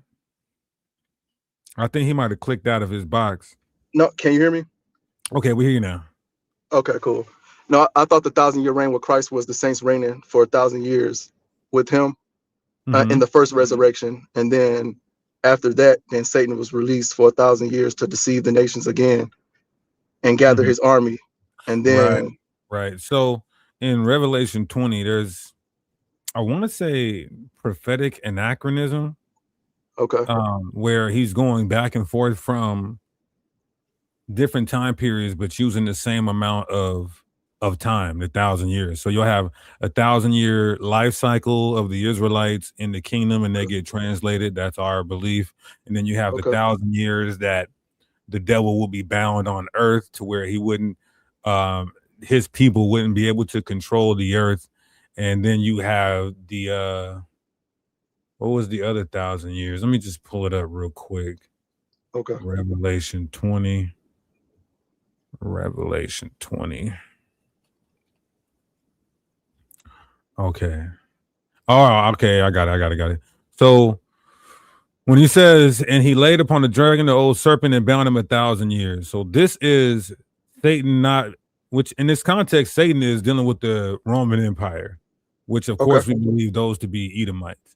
So they wouldn't have control over the world for 1,000 years, starting with the fizzling out and the declining of the Roman Empire. And then after that, they would come back into power. We see that with the Renaissance period, and then creating NATO and EU, and they would be ruling for a little bit of season, and then they would come out and gather the nations together to perform the Valley of Jehoshaphat, the last battle with the Messiah and the Lord's people. And then the reigning with Christ 1,000 years, we don't believe the reign stops here. We believe that it's 1,000-year life cycle. We don't believe that we live forever in the sense of you just live eternity through eternity while you procreate, because the Bible says earth would eventually overpopulate. So we believe that after 1,000 years, you get translated. And of course, this is Revelation, so it's open for interpretation. And then the rest of the dead that doesn't live again until the 1,000 years were finished. This is where these heathens, they go into, the ones who are adversarial to us and enemies to us, they go into captivity for that 1,000 years. And the second resurrection is them rising, because resurrection means to rise out or to rise up. That second resurrection is them coming up out of their captivity, going back to their own land and things of that nature. So that's how we understand Revelation 20. There might be on my old channel a more thorough breakdown. I'm just giving it to you in a nutshell.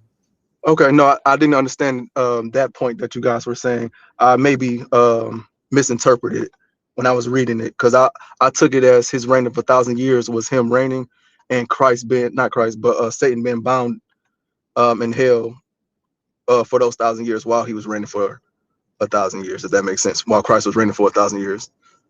I thought that period was the same. Nah, it's not, and that's where people conflating. Okay. Yeah. Okay. Okay. All praises. Appreciate you, King. Appreciate you guys. I appreciate it. Y'all take it easy. Have a good night. All right. All right. So this is going to be the last person, and this is the last person besides Ronan in the back. Ronan, you're done, buddy. Son of Yahweh, you guys were on Romans 11. Yeah, but I have a phone call that's coming up. It's telling you to abort. So hold on. Are y'all gonna be back on tomorrow? Because I know y'all about to get off in a few. We might. We could wait for you. I mean, what you want to do? I kind of want to get this ass whooping out the way. Man, look, man, I love y'all, man. I love y'all, man. We love you too. I respect what y'all saying. I hear what y'all saying and stuff like that, but I just be getting mad about this nation stuff a little bit, man. Well, here is the most important thing. We got to keep God's laws, statutes, and commandments to receive salvation. Israelites are the chosen and the hegemony of the world and the ruling class in the kingdom to come. That'll never change, brother. We appreciate you and we love you too. We're gonna close out. All right. We'll be back on, y'all. If it be the Lord's will, I'm trying to do 3 live streams. I'm trying to do 3 live streams a week, Lord willing, on here, and it's gonna be live debates. And we want to make it more so about Gentile salvation because people are shocked about it.